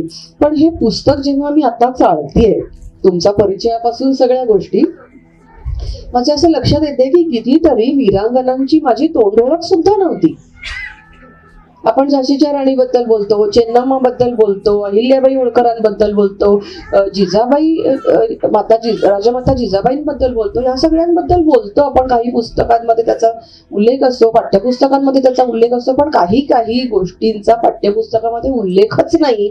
किंबहुना आज तागायतच्या आपल्या आयुष्यामध्ये यांचा परिचयच कुठे करून दिला गेलेला नाहीये. हा किती मोठा एक अभाव हा आतापर्यंतच्या सगळ्या माहितीच्या साठ्यामध्ये मला जाणवतो. आणि म्हणून अशा प्रकारच्या पुस्तकांची खरोखरच खूप आवश्यकता आहे. आणि प्रामुख्याने ज्या पद्धतीने हे पुस्तक लिहिलं गेलंय की माहिती पण आहे आणि रंजकता पण आहे. आपण 2-3 प्रकारचे इतिहासकार बघतो. म्हणजे बाबासाहेब पुरंदरेंनी जे पुस्तकाची म्हणजे शिवचरित्र लिहिलं ते अतिशय ललित पद्धतीने, म्हणजे रंजक पद्धतीने लिहिलं की लहान मुलांना सुद्धा ते वाचल्यानंतर फक्त सणासणावळ्यांमध्ये ते न अडकता त्याच्यामध्ये त्याला गोडी कशी निर्माण होईल या पद्धतीनेही इतिहास लिहिला जाऊ शकतो. आणि इतिहास हा जो तुम्ही बघाशी जसा उल्लेख केला की बखर पद्धतीने की अतिशय सगळ्या ह्या गोष्टी तपशीलवार असाही लिहिला जाऊ शकतो. पण त्या दोन्ही प्रकारच्या पुस्तकांची आवश्यकता आहे. या दोन्ही प्रकारच्या पुस्तकांची आवश्यकता आहे. मी कशाला जसं म्हणणार नाही की एक महत्वाचं आणि एक कमी महत्वाचं आहे, कारण एका प्रकारच्या पुस्तकांनी इतिहासकारांना खुराक मिळतो, त्याच्यातून काही इतिहास कसा आहे, आम्ही नक्की कोण आहोत, भारताला हेच नक्की माहिती नाही किंवा हल्ली माहिती व्हायला लागलं की आपण कोण आहोत. आपल्याला कायमस्वरूपी पराभवाचाच इतिहास, आपण उपरोधाने म्हणतो की आमचं पानिपत झालं. पानिपत हा विजयाचा, शौर्याचा इतिहास सांगणारी गोष्ट आहे, पराभवाचाच फक्त नाही. पण आपल्याला तसं सांगितलं जातं कारण आपल्या मनामध्ये मेकॉलेनी जे आपल्याला शिकवलं की तुम्ही गौण आहात, तुम्ही टाकाऊ आहात, तुम्ही असंस्कृत आहात, तुम्ही काहीतरी बदलण्याची आवश्यकता आहे, ह्या शिक्षण पद्धतीचे आपण पिढीतले लोक आहोत. आणि म्हणून आपल्याला भारत हा वीरांचा, आता तुम्ही म्हणाल की सातवाहन कालापासून, मला मुळात सगळ्यात जास्त आवडलं की पूर्वीचा इतिहास, पूर्वीच्या वीरांगनांचा सुद्धा ह्याच्यामध्ये उल्लेख आहे. फक्त स्वातंत्र्याच्या काळातल्या नाही किंवा फक्त मोगल काळातल्या नाही. मोगल काळामध्ये सुद्धा कितीतरी वीरांगनांनी आपलं आयुष्य पणाला लावून दोन गोष्टी केल्या असतील, एक तर स्वतःचं चारित्र्य जपलं असेल. अपराजिता हे पुस्तक किंवा अपराजिता हे नाव फक्त त्यांना लागू नाहीये, त्यांनी भारताला अपराजित केलं. भारताला त्यांनी विजयी केलं, भारताला त्यांनी पराजित होण्यापासून वाचवलं. त्या व्यक्ती म्हणजे अपराजित आहे. स्वतःलाच फक्त केलं नाही, स्वतःचा विचार न करता जो धावा काढतो तो टीम जिंकवतो ना, टीम जिंकवतो. क्रिकेटची मॅच जिंकणं, स्वतःचाच डाव उत्कृष्ट म्हणून सेंचुरी करायची नाहीये, तर देशाला जिंकवायचंय. पण आपल्याकडे काही गोष्टी ह्या मोगल साम्राज्यानंतर अशा आल्या की कुठेतरी स्त्रिया या कुठल्या तरी कवाडामध्ये अडकल्या, किंवा मेकॉले सारख्या लोकांनी किंवा ब्रिटिश काळामध्ये अशा प्रकारे दाखवून दिलं की हा भारतीय समाज हा कुठेतरी सती अन्य काही गोष्टींचा प्राबल्य असलेला असा आहे. अरे नाही, माझ्या देशातल्या अनेक स्त्रिया या कर्तृत्व गाजवणाऱ्या आहेत. कोण सती गेलं आणि गेल्या असतील तर त्या कोणत्या कारणासाठी गेल्या? मला फार दुःख होतं जेव्हा आपण राणी पद्मिनीचा उल्लेख करतो. राणी पद्मिनीचा उल्लेख हा मला दुःख देणारा उल्लेख आहे की ज्या वेळेला हजारो स्त्रिया जेव्हा कुठल्या तरी एका भीतीने आगीमध्ये उडी मारतात, तर केवढ्या मोठ्या मनुष्यबळाची हानी नाही का ती? वाटते ना, मला वाटते की चारित्र्याच्या अशा संकल्पनांपेक्षा, बघा मी थोडस धाडसाने बोलते, त्यापेक्षा त्यांना कुठेतरी मारलं असतं हजार स्त्रियांनी आणि मग त्या धारातीर्थी पडल्या असत्या, तर ते मरण. पण तो क्रूर कर्मा, त्याची प्रतिमा अशी होती की त्याच्यामुळे असं वाटलं की अरे आपण आपले चारित्र्याचे धिंडवडे निघतील. म्हणून आज वीर पुरुषांपेक्षा वीर स्त्रिया या संख्येने तुलनेने कमी का आढळतात मोगल काळानंतर? कारण चारित्र्याच्या अशा अनेक आक्रमणकारी, सत्तांध आणि आक्रमणकारी अशा व्यक्तिमत्वांमुळे स्त्री या कुठेतरी घुंगटामध्ये गेल्या किंवा एका विशिष्ट दालनात अडकल्या. पण त्या तशा नाहीत. त्या तितक्याच कर्तृत्ववान आहेत, त्या तितक्याच पराक्रमी आहेत, त्या तितक्याच धोरणी आहेत, त्या उत्कृष्ट प्रशासक आहेत. या सगळ्याची उदाहरणं या ठिकाणी दिसतात, जी तेव्हाच्या काळापासून आजच्या काळापर्यंत. म्हणून मला असं वाटतं की जर एखाद्या वेळेला स्त्रीत्व बाजूला ठेवलं तर झाशीची राणी कशी तयार होते हे आपल्याला दिसतं की पाठपोळी छोटं दत्तक का होईना, पण जे काही बाळ आहे ते घेऊन का होईना ती घोड्यावर स्वार होते आणि युद्धाला निघते. पण केवळ तिला चारित्र्याच्या एका विशिष्ट बंदिस्त अशा कुंपणामध्ये आणि तेच संस्कार केलेले असल्यामुळे ते एकमेव गोष्ट अशी आहे की जी मी जपून ठेवली पाहिजे आणि तिला धक्का लागू नये म्हणून मी आगीत उडी मारून हजारो स्त्रियांनी बलिदान दिलं पाहिजे. हा जो पगडा होता मनावर, त्याच्यामुळे मोठ्या प्रमाणात हानी झाली मनुष्यबळाची आपल्या चांगल्या. याचं मला फार वाईट वाटतं. अहिल्या शिळा होऊन राहिली, म्हणजे हे इतिहासातले रेफरन्सेस मला वाईट वाटतात. या रेफरन्सेसचं कितीतरी काळात रावणाच्या बंदी वनामध्ये अडकलेली सीता, आपल्या समोर ह्याच्यापेक्षा वेगळं काही चित्र, वेगळी काही सीता कल्पना येऊ शकते का सीतेची? मी अतिशय धार्मिक वृत्तीची आणि मला पूर्णपणे आदर आहे या सगळ्या आपल्या कथांबद्दल आणि आपल्या सगळ्या देवतांबद्दल. तरी सुद्धा मला असं वाटतं की पर्याय काय असू शकतो? समजा कथानक वेगळं असेल तर जाता जाता मारता येऊ शकतं का रावणाला? सीता पराक्रम, सीतेला ट्रेनिंग आहे ट्रेनिंग तिला. त्यामुळे आपली कथानकं आपण पुढच्या पिढीला, जसं तुम्ही म्हणालात की मी अपराजिताची गोष्ट पुढे ठेवून जाईन माझ्या मुलींना, राधा आणि अजून एक काय ती रेवा, या मुलींसाठी मी कोणती गोष्ट ठेवून जाईन? मी माझ्या मुलांना, मी माझी मुलगी असेल, मी माझ्या मुलीला सैनिकी शाळेत घातलं होतं, मला पण असंच वाटत होतं की तिने सैन्यात जावं. सर ते जाता नाही आलं तिला, पण फायटर परिस्थितीशी झगडा करून यश येईल अपयश येईल सोडा हो, पण तुम्ही तुमचे प्रयत्न तर करा. ही आहे स्त्री. बांगड्या भरलेले हात हे प्रत्येक वेळेला आपण म्हणतो अरे काय नामुष्कीची गोष्ट आहे, काय बांगड्या भरल्यास का तू. जेव्हा त्याची खूप चांगली काहीतरी गोष्ट असेल तेव्हा त्याला सांगा की तू असं वागलास जे बांगड्या भरलेले हात वागतील. हे भाषणाची गोष्ट आहे. शेतकरी आत्महत्या करतो, शेतकरी बाई आत्महत्या करत नाही, कारण ती कधीही तिची कमिटमेंट टाळत नाही. पण आपण बांगडी चोळीचा आहेर, एखाद्याने चुकीचं काही वर्तणूक केली अधिकाऱ्याने, शासकीय अधिकारी, तर त्याला बांगड्यांचा आहेर केला म्हणजे कुठेतरी एक नामुष्कीची गोष्ट त्यांनी केली, हे त्याचं प्रतीक. बांगड्या हे त्याचं प्रतीक. पण ही चुकीचं आहे हो. हे कोणीतरी सांगा पुरुषांना की सगळ्यात शेवटी जर तिचे प्राणही गेले तर ती म्हणते की ठीक आहे आता याच्या व्यतिरिक्त मी काही देऊ शकत नाही. शेवटची नामोहरम होणारी अशी चिवट व्यक्तिमत्व म्हणजे स्त्री जात आहे. ती जिद्दी आहे, ती प्रेमळ आहे, ती धैर्यशील आहे, ती तिच्या भूमिकांप्रती कमिटेड आहे. अशी कोण तर अशी आहे स्त्री. हे मला पुढच्या पिढीला सांगता येईल का, तर त्याची ही उदाहरणं आहेत. हे पुस्तक ही त्याची उदाहरणं आहेत. या सणांमध्ये जाऊ नका त्या म्हणाल्या तसं, पण ह्याच्यामध्ये जा की तेव्हाची परिस्थिती काय होती. रामदास स्वामींनी जेव्हा शिवाजी महाराजांना, छत्रपती शिवाजी महाराजांना ती परिस्थिती सांगितली, जसं राजमाता जिजाबाईंनी सांगितली तसं त्यांनी सुद्धा लिहून ठेवलं कितीतरी ठिकाणी की किती गुजरीनी ब्राह्मणी भ्रष्टविल्या, किती सुंदर हाल होऊन मेल्या.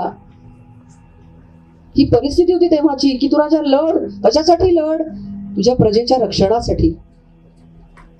आणि म्हणून इथे आपण ही वेगवेगळी रूपं बघतोय की स्वातंत्र्य मिळवण्यासाठी आधी शौर्य गाजवायचं आणि मिळाल्यानंतर प्रशासन. म्हणजे राजाचे सुद्धा वेगळे वेगळे गुणधर्म आहेत हो. सारखं लढायचं नाहीये. दुसऱ्यां प्रति लढायचंय, दुसऱ्यांशी लढायचंय, पण स्वतःच्या लोकांसाठी लढायचंय. इथे त्यांना बंडखोरांचा सामना करावा लागल्याचे उल्लेख आहेत की स्वतःच्याच लोकांशी लढावं लागलं. कुठं कारस्थानं माहिती करून घेण्यासाठी तेवढं नॉलेज पण पाहिजे ना.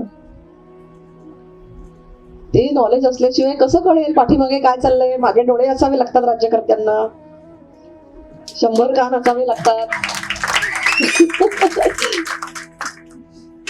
हे त्या काळच्या स्त्रियांना होते. त्या काळी तेवढं स्वातंत्र्य होतं. इथं वेदाध्ययन करायचंय, अधिकार सगळं तुम्ही थोडं थोडं मी चाललं आता बरं का, बसल्या बसल्या, जास्ती नाही पण मी वाचीन ते, पण ते अधिकार होते. मी एकदा एक पुस्तक वाचलं होतं, त्याच्यामध्ये वट सावित्री जी आपण म्हणतो ना, ती वाली सावित्री, त्या सावित्रीला कसा स्वयंवराचा स्वतःचा अधिकार होता याचा उल्लेख होता. की सावित्रीचे वडील तिला म्हणतात की तुझ्या योग्यतेचा वर निवडणं माझ्या हातातली गोष्ट मला वाटत नाही, कारण ती इतकी सर्व गुण संपन्न होती. नुसती दिसायला वगैरे हे गौण आहेत हे तेव्हा आपल्याला कळतं. आपण पुराणात जा म्हणजे कळतं की फक्त दिसण्याच्या सौंदर्यावर गुणसंपन्नता असे विशेषण नाही आहेत. सर्व गुण संपन्न अशी सावित्री, तिला सांगतात की तू तुझा वर निवड. कुठे बंदिस्तता होती सांगा बरं भारतामध्ये. आणि मग ती निघते आणि मग ती ठिकठिकाणी जाते, ठिकठिकाणी लोकांना रिजेक्ट करते.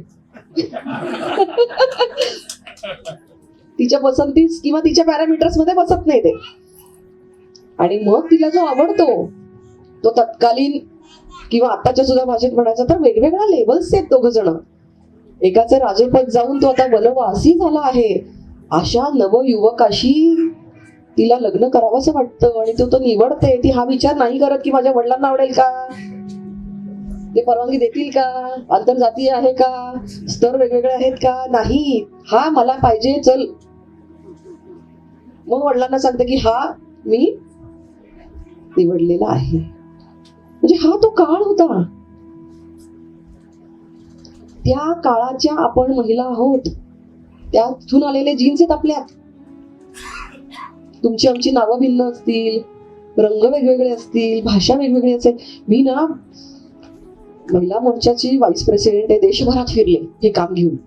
मला जाणवलं, मी केरळमध्ये गेले, मी आंध्र प्रदेशमध्ये गेले, मी नागालँडमध्ये गेले, मी मिझोराममध्ये गेले, मी आणखी पुढे गेले, मध्य प्रदेश मगाशी तुम्ही उल्लेख केला, तिथे गेले, सगळीकडे गेले.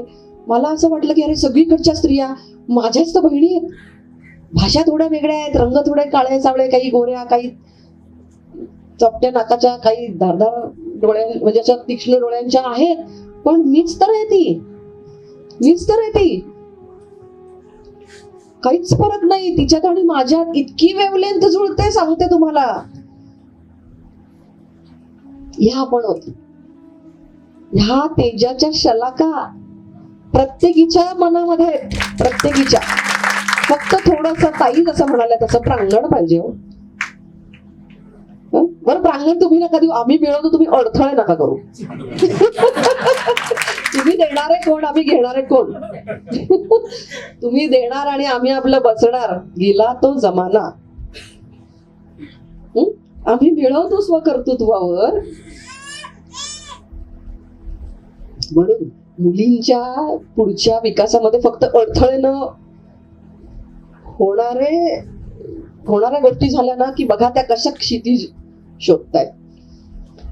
आणि मग शौर्य झालं, प्रशासन झालं, आणि मग ममत्व. एकदा राणी झाले किंवा एकदा आणखीन कुठल्या पदावर आले की पुढं काय पाहिजे. अधिकाऱ्यांशी प्रशासन लेवलवर बोलायचे, पण पुढे पाहिजे काय, प्रजेबद्दल ममत्व पाहिजे. असे वेगवेगळे पैलू आपल्याला राण्यांमध्ये दिसतात. आणि तत्कालीन राण्यांमधनं खूप शिकायला मिळेल मला. ह्या एका स्वार्थी उद्देशाने मी ते आले. आणि लिहिणारे आहेत ज्या सैन्यात पण होत्या, कुटुंबामध्ये पण आहेत. पण मला हे वर्णन आवडत नाही बरं का. नेहमी काहीतरी की स्त्रियांचं वर्णन केलं जातं ना की काय ते वाक्य, नाही की ती पत्नी असेल तर कशी, सेनापती असेल तर कशी वगैरे, ह्या वगैरे, ते नाही मला आवडत. कारण का शेवटी हे त्यांच्या कंपॅरिझन मध्ये का आपल्याला करतात की कोणाची तरी बायको नाही. मी एक स्वतंत्र स्त्री म्हणून परिपूर्ण आहे का? कुठल्या नात्यात कशाला पडताळून पाहता? एक स्त्री म्हणून परिपूर्ण आहे का? तर ही स्त्री, प्रत्येक स्त्री ही परिपूर्ण आहे. प्रत्येक पुरुष पण परिपूर्ण, मी काही स्पर्धा नाही लावत आहे, प्रत्येक पुरुषही परिपूर्ण आहे. पण आज कुठेतरी आपल्यावर जो 1000 वर्षांच्या पारतंत्र्याचा पगडा, मी फक्त ब्रिटिशकालीन म्हणत नाहीये, त्याच्या अगोदरच्या, मी स्त्रियांवरच्या पारतंत्र्याचा म्हणते, देशावरच्या पारतंत्र्याचा नाही. स्त्रियांवरच्या पारतंत्र्याचा पगडा हा 1000 वर्ष किंवा त्याच्यापेक्षा थोडासा जास्त, इतिहासाची काही जास्ती अभ्यास केलेली व्यक्ती नाहीये, पण माझ्या दृष्टिकोनातून इस्लाम धर्माची निर्मिती हा आपल्यासाठी कदाचित, मी कुठल्या धर्मावर टीका करत नाहीये, 600 वर्ष वगैरे, 6व्या शतकामध्ये साधारणपणे म्हणू शकू आपण, 7व्या शतकामध्ये ते इकडे आले असतील. आणि मग जे काही रंधोळा सुरू झालं, स्त्रियांनी स्वतःचा आत्मविश्वास गमावला, स्वतःला संरक्षण करण्यासाठी म्हणून ज्या आत आत आत स्वतःला कासवाप्रमाणे बंदिस्त करून घेत गेले, हातपाय जसे आपण कासवाचे आत जातात तसे बंदिस्त करून घेत गेल्या. नंतर मग ती तलवार जी गंजली ती परत एकदा परजायला थोडासा वेळ लागला, आणि ती काही काही ठिकाणी परजली. पण मला या सगळ्यातून आपल्याला बाहेर काढण्यासाठीच एक स्फुल्लिंग इथे मिळालंय, हा विचार करून हे पुस्तक हातात घ्या. हे पुस्तक नक्कीच विकत घ्या. लेखकांनी खूप परिश्रम केलेले असतात. त्या म्हणाल्या की कोविडच्या काळामध्ये आणि त्याच्यानंतर सुद्धा अशी 4 वर्ष त्यांना या पुस्तकाच्या निर्मितीसाठी लागली. छोटसही काही लिहायचं असलं माझ्यासारखीला अक्षरशः कळा येतात. मी काही लेखिका नाही, पण एवढं मोठं पुस्तक लिहायचं म्हणजे किती कळा दिल्या असतील. एवढं सगळं लिहिल्यानंतर जे पुस्तक तयार झालंय ते पुस्तक आपण परिश्रमपूर्वक वाचलं पाहिजे, आत्मसात केलं पाहिजे. आणि आपल्या वृत्तीमध्ये याचा काही बदल करताना मी शिक्षिका आहे, त्यामुळे शिकवणं जोपर्यंत शिकवणं पूर्ण झालं किंवा समोरच्याचं शिकणं पूर्ण झालं असं आम्ही केव्हा म्हणू, जेव्हा अभिवृत्ती निर्माण होईल, त्या वृत्तीत समोरच्याच्या बदल होईल, तेव्हा आम्ही म्हणतो की आता झालं शिकवलं. आपल्या वृत्तीमध्ये बदल होईपर्यंत वाचूया ही पुस्तकं, अशी पुस्तकं. आणि इतिहास त्यासाठीच आहे. जेम्स लेननी सुद्धा इतिहास लिहिला आणि चांगल्या इतिहासकारांनी सुद्धा इतिहास लिहिला. चांगला इतिहास लिहिणारी पुस्तकं जोपर्यंत निर्माण होत नाहीत तोपर्यंत भारताचा उज्ज्वल इतिहास हा आपल्या पुढच्या पिढीला आपल्याला सांगता येणार नाही. सगळ्या गोष्टी पाठ्यक्रमामध्ये येणार नाहीत. त्यामुळे पाठ्यक्रमाच्या बाहेरचं जोपर्यंत आपण वाचत नाही तोपर्यंत आम्ही आपली जडणघडण कशी होणार, आपली वृत्ती कशी तयार होणार. त्यामुळे ही पुस्तकं ह्या सगळ्या गोष्टीमध्ये एक महत्त्वाचं योगदान देतात आणि असं योगदान मोहिनीताईंनी दिलं, त्यांना अमृताताईंनी मदत केली. या दोघींचंही मी मनापासून आभार व्यक्त करते की एक चांगलं पुस्तक तुम्ही आम्हाला दिलं एक वाचक म्हणून. आणि आता माझं हे आता मी उद्या दिल्लीला चालले, माझं ह्याच्यातलं निमो पुस्तक वाचून होईल. पुण्याला येताना अजून एक निमो पुस्तक म्हणजे वाचून पूर्णच होईल हे. तर अतिशय अनमोल अशी भेट मला आज या कार्यक्रमाच्या निमित्ताने मिळाली. खूप छान वाटलं. आणि विनयाताई, तुमचा आवाज ऐकणं माईकवरचा ही एक मेजवानी असते. सूत्रसंचालन, निवेदन हा सुद्धा एक स्वतंत्र कसा कार्यक्रम असू शकतो याचं उदाहरण म्हणजे विनयाताईंनाही आणि तुम्हाला सगळ्यांना धन्यवाद देते. थांबते. धन्यवाद. जय हिंद, जय महाराष्ट्र.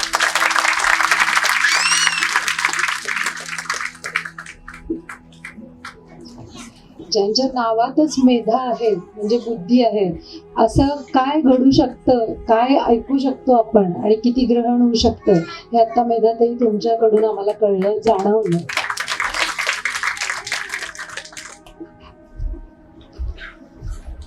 आणि बोलणं वेगळं आणि त्यामागे तळमळ असून विचार करून बोलणं वेगळं. आणि त्यामुळे मेधाताईचं बोलणं ऐकणं ही सुद्धा एक खूप मोठी मेजवानी असते. आणि त्यातून मोहिनी, याच्यातून मेधाताईंनी आणखी एका नवीन पुस्तकाचं तुला बीज दिलेलं आहे.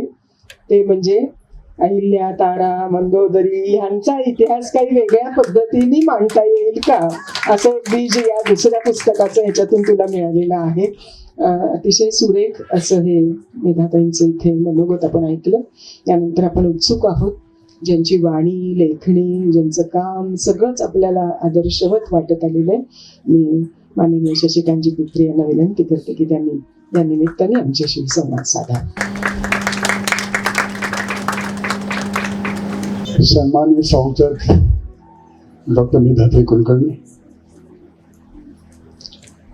माझ्या सर्व पुस्तकांचे संपादक, म्हणजे मी थोडा गांभरून गेलेलो आहे, आनंदजी हर्डीकर,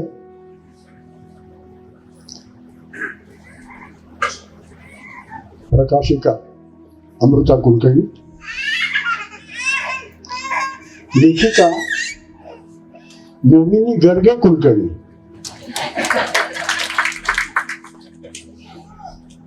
विनय देसाई आणि माझ्यासमोर बसलेले अत्यंत सुखंदर प्रेक्षक.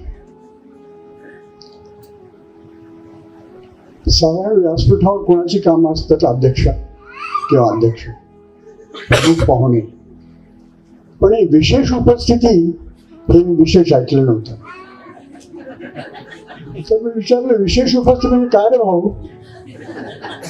मला उत्तर मिळालं की अरे गर्दी असते, तू गेलास तर तुला पुढे चांगली जागा मिळते, एवढंच आहे. या अत्यंत भोळेपणाने इथं आलो आणि वाक्पटू डॉक्टर मेधाताई कुलकर्णी आणि आता आपण ऐकणार आहोत ज्याच्याकडे मी खरंच आलोय, श्री हर्डीकर यांच्यामध्ये मला जो सँडविच झालेला आहे तो आता मी एकदम मोकळा करून टाकतो.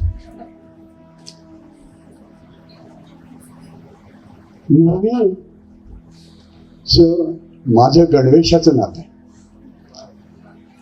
गणवेश 30-40 वर्ष तुम्ही जेव्हा सैन्यात जाता तेव्हा गणवेश ही तुमची त्वचा बनवून जाते. दुसरी चर्चा आणि 150 वर्षा भूतपूर्व सध्याचे आणि पुढे जाणारे जे या देशातले लोक आहेत त्यांच्याबद्दल एक अत्यंत आत्मीयता निर्माण होते. मोहिनी ही यातली एक.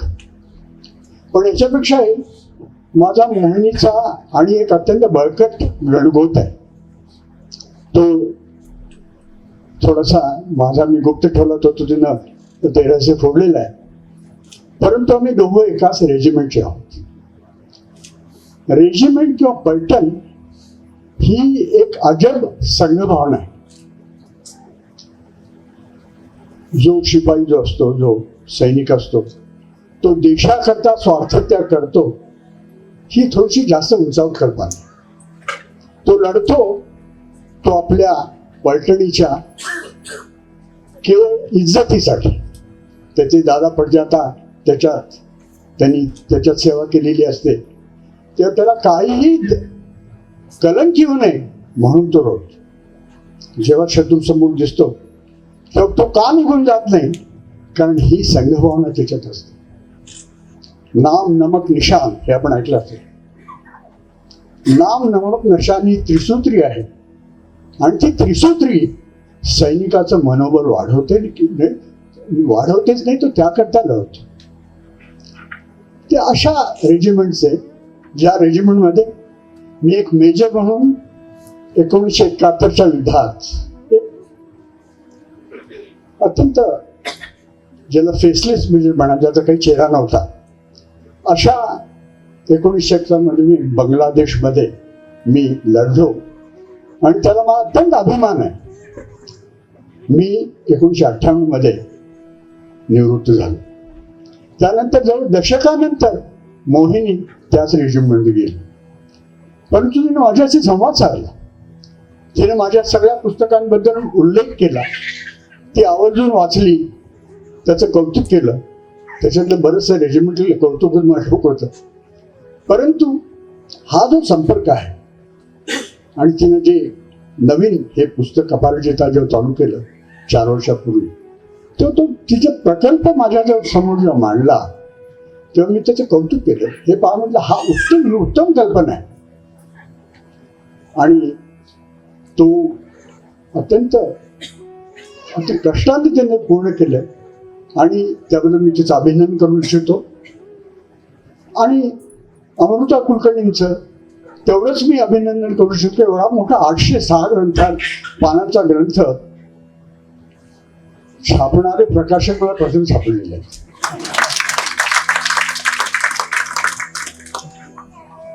तर याबद्दल मी खरोखरच या दोघींचं अभिनंदन करू इच्छितो.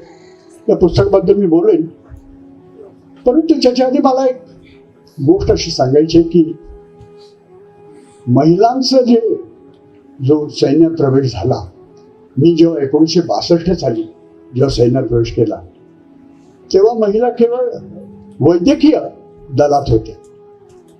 साधारण 1990 साली 88-90 साली विचार चालू झाला की महिला का जाऊ शकत नाही. आणि त्यावेळेस साधारण बऱ्याच वरिष्ठ जागेवर बिल्डेवर पोचलो होतो.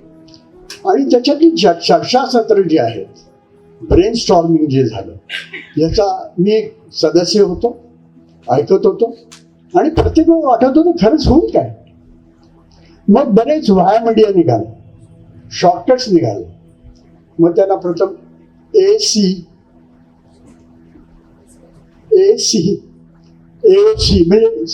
म्हणजे दुसऱ्या दलात पाठवायचं ठरलं. परंतु जेव्हा इन्फंट्री आर्मर्ड कोर म्हणजे पायदळ, कवचित दल आणि आर्टिलरी तोफखाना ह्याच्या जेव्हा महिलांना जाण्याचा जेव्हा प्रश्न आला तेव्हा खरोखरच मी त्याला विरोध केला. हे अशक्य आहे, अशक्यप्राय आहे. 1962 साली 63 साली जेव्हा मार्ग पिट्टू चालून 14 दिवसाचा संपूर्ण शिधा घेऊन आणि पाणी घेऊन एक अत्यंत निर्जन सीमा सिक्कीम पासून ट्री पॉइंट ज्याला म्हणतात, जिथं अरुणाचल प्रदेशची सीमा चालू होते. जवळजवळ 250 किलोमीटरचा प्रवास 15-16 जवानांबरोबर उघड्या ह्याच्या निर्जन विचार हा खरोखरच कुठली महिला करू शकेल. तोफखान्यात एक बाहेर एक ओपी ऑब्झर्वेशन पोस्ट ठेवलेला असतं. ते एका झुलूक नावाच्या माझ्या डिव्हिजनमध्ये 6 महिने तो मुलगा परत यायचा नाही, 2 बरोबर पाठवायचं. हे काम महिला करू शकतील. एका रणगाड्यात जिथं 3 लोक दाटीवाटीनं बसतात तिथं महिला पुरुषांवर बसू शकतील. हे जे सगळे मुद्दे आहेत, हे सगळे जे मुद्दे आहेत ते मी तिथं मोठं कसून मांडले. अजून मी त्या विचार मी निवृत्त झाल्यावर कथेत केवळ असलेले घोडे असा छका मिळाला होता. बऱ्याच महिलांची माझ्यावर टीका झाली, परंतु खरोखरच काळ बदल झाले आणि महिलांनी जो गेल्या 30 वर्षात, आता 30 वर्ष झाली बॅडून, जी प्रगती केलेली आहे, जे कर्तृत्व दाखवलेलं आहे, ते मलाही वाटतंय की याचा पुन्हा विचार व्हायला पाहिजे. आणि मी सांगू इच्छितो की मोहिनीचं जे पुस्तक आहे त्याच्यात खरोखरच मला वाटतं ते वर्मावर बोट ठेवलेलं आहे आणि तिनं अक्षरशः कन्याकुमारीपासून काश्मीरपर्यंत आणि कच्छपासून कलकत्त्यापर्यंत जवळजवळ 49 ते 50 अशा व्यक्ती घेऊन इतकी सुंदर चित्र काढलेली आहेत. रेखाचित्र प्रचंड अभ्यास आहे. जेव्हा मी त्याची बिब्लिओग्राफी वाचतो, संदर्भ वाचतो, तर खरोखरच मी करू शकत नाही. असं त्यांनी फार उत्तम सांगितलं की कशी ती आणि तिचे पती कर, तिनं मला हे माझ्या घरी हेच सांगितलं होतं की म्हणलं मी तू कुठं गेलीस असेल. तर हा जो अभ्यास आहे, हे जे तप आहे, याबद्दल मी खरोखरच अभिनंदन करू इच्छितो. लक्षात घ्या, त्याच्यात धर्म, जाती, स्थळ, काळ, वेळ याच्या संपूर्ण ती पुढे गेलेली आहे. इसवी सनापूर्वी 3 शतकाची नागालिका आणि 1993 मध्ये ज्या कालवड झाल्या त्या मणिपूरच्या पद्मभूषण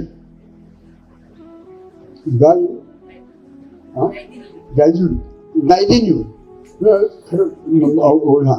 त्या केवढा मोठा काळ आहे. रजिया सुलतान, शान बीबी यांची उत्तम व्यक्तिचित्र केलेली आहे. कुठल्याही धर्मा शौर्य जे आहे हे कुठल्याही धर्मावर अवलंबून नसतं. There is a concept of unknown soldier, जो मी तुम्हाला अनेक उदाहरण सांगू शकतो की जेव्हा पाकिस्तानच्या एका मेजरशी खरोखरच जे शौर्य पाहिलं आणि त्याचा मृतदेह दिसला, तेव्हा त्यांनी एक कर्नल, त्यांनी सिंह होते, त्यांनी त्याच्यात एक चिठ्ठी अडकवली की या माणसाला निशाने हैदर द्यावं पाकिस्तान, जे परमवीर चक्राचं. ही कर्तृत्वाची, ही सैनिकाची भावना आहे. आणि तुम्ही जर वाचाल हे तर त्याच्यात खरोखरच प्रगती केली. तिने लिहिले प्रशासन, तिने लिहिले, परंतु त्याच्यातली जी वीरांगणांची वीरांगण आहेत, ती जी व्यक्तिचित्र आहेत ती खरोखरच प्रेरणादायक. मग त्याच्यात जसं मी म्हटलं त्या नागालिकापासून निधन पण असेल, 1857च्या लक्ष्मीबाई, झाशीच्या लक्ष्मीबाई, किंवा रामपूरच्या अवंतीबाई,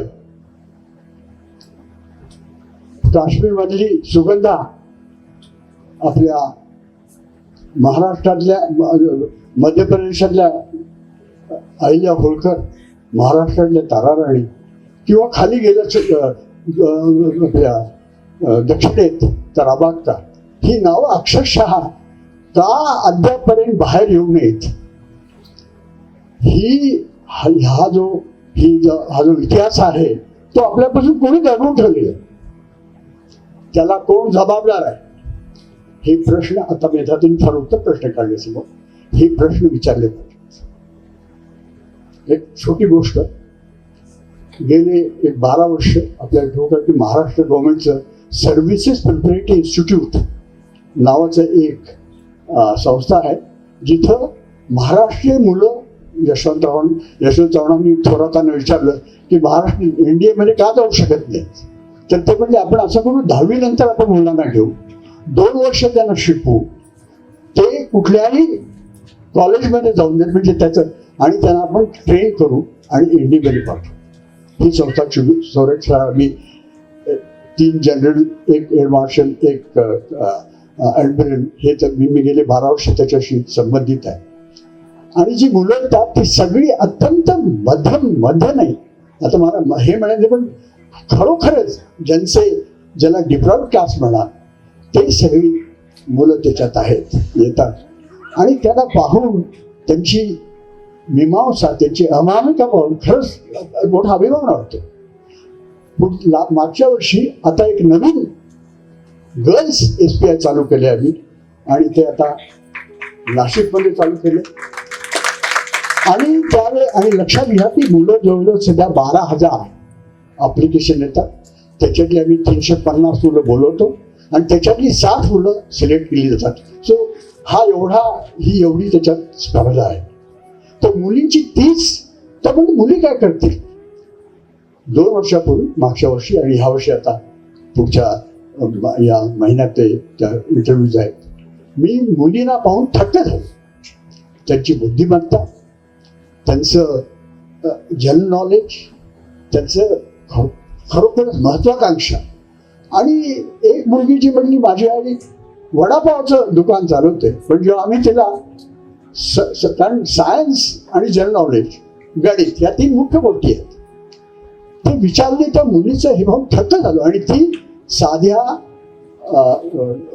ज्याला म्हणतात ते मराठी मिडियमची नाही, परंतु इंग्लिश मिडियम सुद्धा नाही, सेमी इंग्लिश त्या मिडियमची मुलं आहेत. आणि त्यांना पाहून खरोखरच मी जवळजवळ 60 वर्षापूर्वी मी सैन्यात गेलो आणि कोल्हापुरातल्या विद्यापीठातून मला इंग्लिशचा एक शब्द बोलता येत नव्हता आणि पास झालो. पण आता ही मुलं खरोखरच स्पर्धा मोठी झालेली आहे. आणि ह्या मुली जे दाखवतात तेव्हा अशा मुलींना आज प्रेरणास्थानांची आवश्यक आहे. अशा मुलींसमोर काहीतरी ठेवायला आवश्यक आहे की तुम्ही काय वाचू शकता. आणि ती जी थोडीशी आवश्यकता होती ती मोहिनीने भरून काढली, याबद्दल मी अभिनंदन करू शकतो. याच्या पुढची केव्हा आवडती होईल याबद्दल बोलत नाही. नवीन पुस्तकं केलेली हवीत, नुसते भाषांतर करू नयेत आणि नवनवीन लिहावं. आणि तिला ही उन्मेष सापडते. महाराष्ट्रात खरोखर तिथले उत्तमोत्तम प्रकाशक आहेत आणि मोठे रत्नपारखी आहेत. तुम्ही त्यांच्यासमोर कचरा नेला तर ते तुम्हाला वाटेल लावतात, परंतु ते उत्तम हडकरांसारखे उत्तम संपादक आहेत. आणि खरोखरच आज महाराष्ट्राच्या मराठीची जे पुस्तकं निघतात त्यांचं दर्जा खरोखरच सगळ्या भाषांपेक्षा होतं. तर मी मोहिनीचं खरोखरच कौतुक करतो, अभिनंदन करतो. आणि ह्या पुढे तिने अशीच आणखी पुस्तकं लिहावीत, अभ्यास करावा आणि ती अमृता बहिणी पब्लिश करावी. कारण एकदा एका प्रकाशकाशी नातं जुडलं की ते तोडणं अवघड असतं. त्यामुळं त्यांनी हे सर्व करत राहावं. मी आता अपेक्षित आपण माझं असतं की आम्ही प्रसादा नॉन ग्राट आहे, मला याच्यात काही बोलण्याचा अधिकार नव्हता. आपण ऐकून घेतलं, आता जावा. धन्यवाद.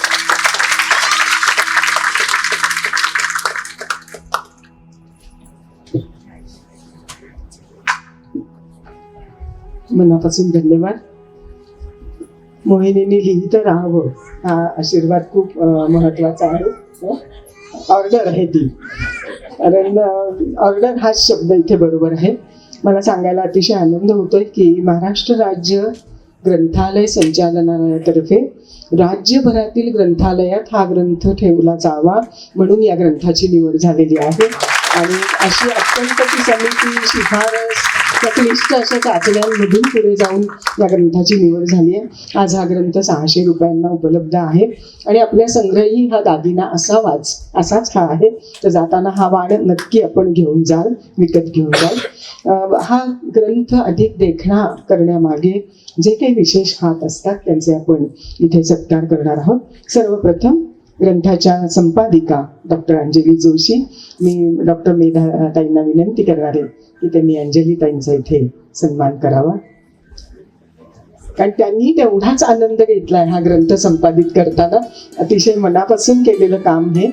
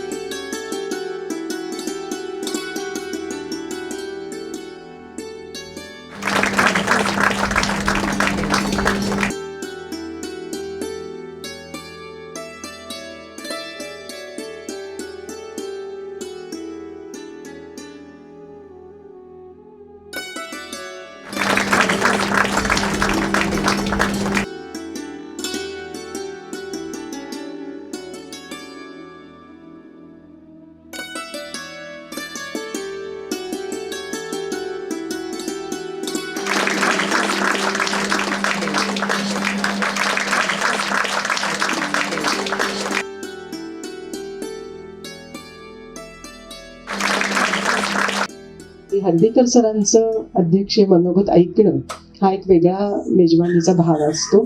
पण तत्पूर्वी मला वाटतं मी आभार प्रदर्शन करून घेते. म्हणजे सरांचे विचार आपण मनामध्ये घेऊया, ते रेंगाळत आपण आपल्या घरी जाऊया, ग्रंथासह आपल्या घरी जाऊया. हा हॉल असेल किंवा वृत्तपत्र, समाज माध्यमाचे आमचे सगळे पत्रकार असतील, या सर्वांचे मी मनापासून आभार मानते. आणि आमचे पाहुणे तर आता आमचे सगळे स्नेही आहेत, स्नेही झालेले आहेत, आदर वाटावे असे सगळे व्यक्तिमत्व आहेत, त्यांनाही मी मनापासून धन्यवाद देते. तसंच कार्यक्रमानंतर आपल्याला पुस्तक जसं घ्यायचं आहे तसं अल्पोपहारही घ्यायचं आहे. महेश गाडगे यांचे मी आभार मानते. तसंच यशोधन, निनाद या सर्वांची टीम जी आहे, या कल्पक आयोजकांसाठी आपण, ते रांगोळी काढणारी असेल, या सगळ्यांसाठी आपण खरंच मनापासून कौतुकाच्या टाळ्या देऊयात. आपल्याला कार्यक्रमानंतर आणखी एक छोटंसं गिफ्ट आहे, ते म्हणजे छोटीशी राधा आपल्याला जवळ येऊन एक छानसा बुकमार्क पण देणार आहे. काय मजा आहे बघा. म्हणजे इथे यायचं, छान ऐकायचं, छान खायचं आणि चांगलं पुस्तकही बरोबर घेऊन जायचं. अशा सगळ्या कार्यक्रमासाठी तुम्ही आलात, त्याबद्दल मी तुम्हा सर्वांचे मनापासून आभार व्यक्त करते. आणि मोहिनीसाठी इतकंच म्हणेन की तिने लिहित राहावं. ही आत्ता कुठे सुरुवात आहे आणि ह्याचेही आपल्याला आणखीन काही वेगळ्या पद्धतीने मुलींपर्यंत कसं पोहोचवता येईल, सर्व शाळांपर्यंत कसं पोहोचवता येईल त्याचा विचार करावा आणि लिहित राहावं. कारण त्याच हातांना देखणं असं म्हणतात, की त्या पावलांना देखणं असं म्हणतात की जी ध्यास घेऊन पुढे जातात. देखणे ती पाऊले जी ध्यासपंथी चालती, वाळवंटातून सुद्धा स्वस्ती पद्मे रेखतील. कितीही अडचणी आल्या तरी तू डरणारी नाहीयेस. त्यामुळे अशीच पुढे चालत राहा, लिहित राहा. आणि प्रकाश पाहुणे, सूत्रसंचालक सगळे तयार आहेत आणि पुढचे रसिक श्रोतेही तिचे आहेत. सगळ्यांचे मनापासून आभार व्यक्त करते. आता अध्यक्ष मनोगत पण ऐकूया. आणि त्यानंतर हा कार्यक्रम झाला की आपण पूर्ण वंदे मातरम इथे ऐकूया. आणि जे आपल्याला मिलिंद सबनीसांनी खास उपलब्ध करून दिले पूर्ण वंदे मातरमची शांतपणे आपण ऑडिओ ऐकूया. कार्यक्रमाला एक वेगळी उंची येईल. सरांचे विचार पाठोपाठ वंदे मातरम आणि जाताना अल्पोपहार मात्र घ्यायला विसरू नका. मनापासून धन्यवाद देते आणि हर्डीकर सरांना विनंती करते की आम्ही उत्सुक आहोत आपले विचार ऐकायला. नमस्ते शारदे देवी काश्मीर पुरवासिनी त्वामहं प्रार्थये नित्यं विद्या ज्ञानञ्च देहि मे. अक्षसूत्राङ्कुशधरा पाशपुस्तकधारिणी मुक्ताहार समायुक्ता वाचि तिष्ठतु मे सदा. कम्बुकण्ठी सुतम्रोष्ठी सर्वाभरणभूषिता महासरस्वती देवी जिह्वाग्रे सन्निवेश्यता. या श्रद्धा धारणा मेधा वाग्देवी विधिवल्लभा भक्त जिह्वाग्र सदना क्षमादि गुणदायिनी. नमामि यामिनी नाथ देखालंकृत कुंतला भवानी भवसंताप निर्वापण सुधा नदी. नुकत्याच आपल्या देशाचं प्रतिनिधित्व मेक्सिको सारख्या एका दक्षिण अमेरिकेतल्या देशात करून आलेल्या आपल्या आवडत्या खासदार मेधाताई, ज्यांची युद्धशास्त्रातली बहुतेक पुस्तकं ही मी संपादित करण्याचं भाग्याला मी उपभोगलं. असे माझे ज्येष्ठ स्नेही मेजर जनरल शशिकांत पित्रे या ज्या पुस्तकाच्या प्रकाशन समारंभाच्या निमित्तानं आज आपण इथे एकत्र जमलो आहोत त्या मेजर मोहिनी गर्गे कुलकर्णी, ज्यांची अगदी अलीकडेच प्रसिद्ध झालेल्या एका पुस्तकामध्ये गुटेनबर्गच्या सावल्या या नावाच्या पुस्तकामध्ये ज्यांच्या मराठी प्रकाशन क्षेत्रातल्या कामाची दखल घेतली गेलेली आहे प्रवीण घोडेस्वरांच्या पुस्तकात, अशा मिहाना प्रकाशनाच्या अमृताताई कुलकर्णी, इथे उपस्थित असणारे मोहिनीचे वैभवचे आई बाबा आणि आपण सगळे आज या पुस्तकाच्या निमित्तानं इथे एकत्र जमलेलो सगळे बंधू भगिनी. माझ्या आयुष्यातला हा अत्यंत भारावलेला क्षण आहे. सुमारे 4.5 वर्षांपूर्वी माझी भाची रेणू अंतुरकर इथे पहिल्या रांगेत बसली आहे.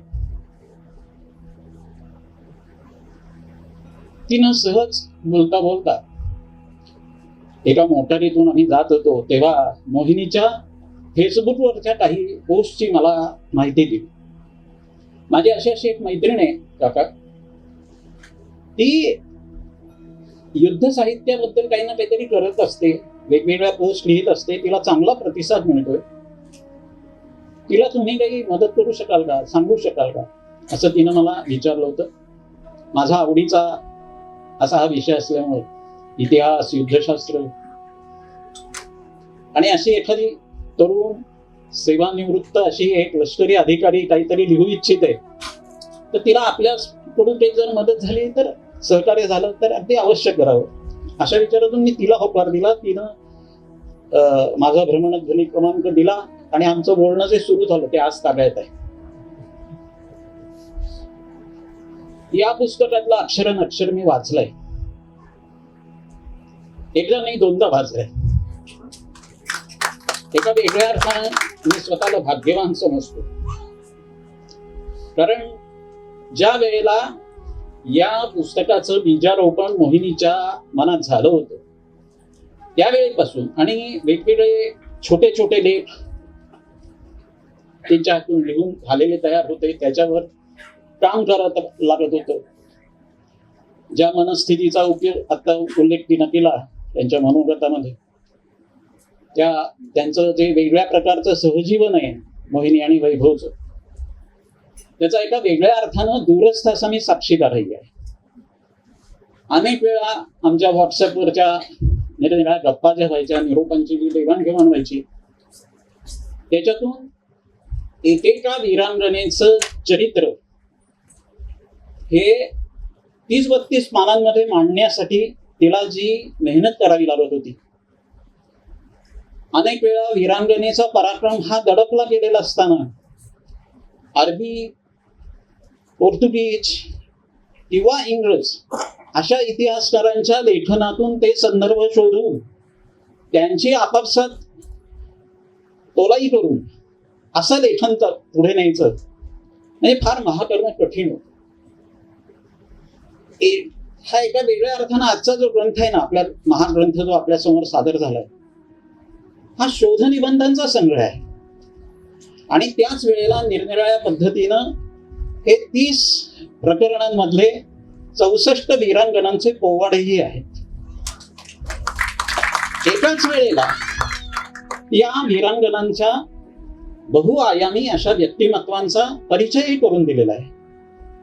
आणि त्यांच्या व्यूहरचना सांगताना, संदर्भ सहित ते लिहिताना जवळजवळ आपल्याला आश्चर्य वाटेल.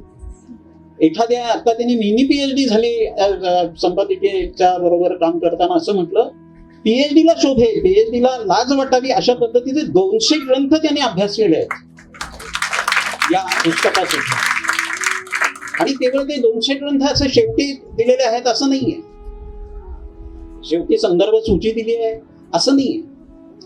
प्रत्येक प्रकरणाला त्या प्रकरणासाठी जे आवश्यक आहे ते दिलेलं आहे. त्याच्यात ती काव्य रचना जर असेल, भगवती शरण वर्मांसारख्या एखाद्या महाकवीचे हे असेल, संस्कृत मधल्या वीरांगना वैभवम अशा संस्कृत महाकाव्यातली काही हे असतील तर ती सुद्धा त्यांनी उद्धरणं दिलेली आहेत. प्रत्येक वीरांगनेशी संबंधित असं त्यांचं कुळ, कुठे जन्माला आली, तिच्या बालपणात तिच्यावर संस्कार कोणी केले, मग ती कुणाशी विवाहबद्ध झाल्यामुळे कुठल्या राजघराण्यात गेली, कुठल्या राजवंशाचा अंमल कुठे चालू होता, या संपूर्ण पुस्तकामध्ये एका वेगळ्या पद्धतीनं राष्ट्रीय एकात्मतेचं दर्शन घडतंय आपल्याला. आणि आता जसं सरांनी सांगितलं, बोलण्यात आधीही आलं की काश्मीर पासून कन्याकुमारी पर्यंत आणि कच्छ पासून ईशान्येतल्या निरनिराळ्या छोट्या मोठ्या शहरांपर्यंत असे अनेक प्रसंग या पुस्तकांमध्ये आहेत. त्यातून एकही प्रांत सुटलेला नाही. आणि मला आश्चर्य वाटतं, अभिमानही वाटतो की या एका पुस्तकामुळे आपल्याला आपल्या देशात काही वंश, काही जमाती, काही जाती ह्या जास्त लढाऊ आहेत आणि काही लढाऊ नाही आहेत. काही लढवय्ये आहेत, काही लढवय्ये नाहीत. असं जे पढवलं गेलं होतं त्याला परस्पर छेद देण्यात आलेला आहे. आपला हा देश जर मनात आणला तर कुठल्याही प्रांतातल्या वीरांगना या परकीय शत्रूला किंवा या स्वदेशातल्या बंडखोरांना नामोहरण करायला समर्थ आहेत. हे या सगळ्या निरनिराळ्या 30 प्रकरणातल्या 64 वीरांगणांच्या छोट्या मोठ्या चरित्रातून आपल्या समोर येतं. हे वास्तव आहे. एका वेगळ्या अर्थानं हे जसं मी राष्ट्रीय एकात्मतेचं चित्र दाखवणारं पुस्तक आहे असं म्हटलं, तसं हा भारतीय स्त्रीवादावरचाही एक फार मोठा ग्रंथ आहे.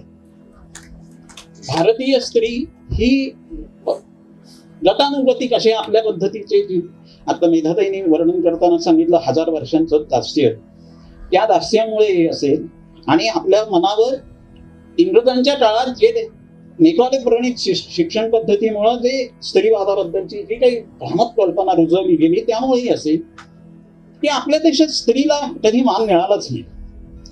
आणि कुठेतरी अपवादात्मक स्त्रिया झाल्या असतील राजघराण्यातल्या राज्य करणाऱ्या, अशी जी कल्पना असेल त्याला छेद देणार इसवी सन पूर्व 3ऱ्या शतकापासून ते अगदी 20व्या शतकापर्यंत अशा पद्धतीचं हे चित्र आहे आपल्या या पुस्तकातून येणार.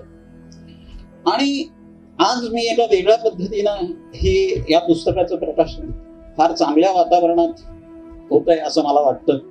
आपल्या सगळ्यांच्या साक्षीनं सांगायला हरकत नाही, एक काळ असा होता आपण त्याच्यात फारसं बोललेलो नाही आहोत, परंतु गेली 100-125 वर्ष आपल्यावर निराशेचा, युद्ध विन्मुखतेचा असा जो काही पगडा होता.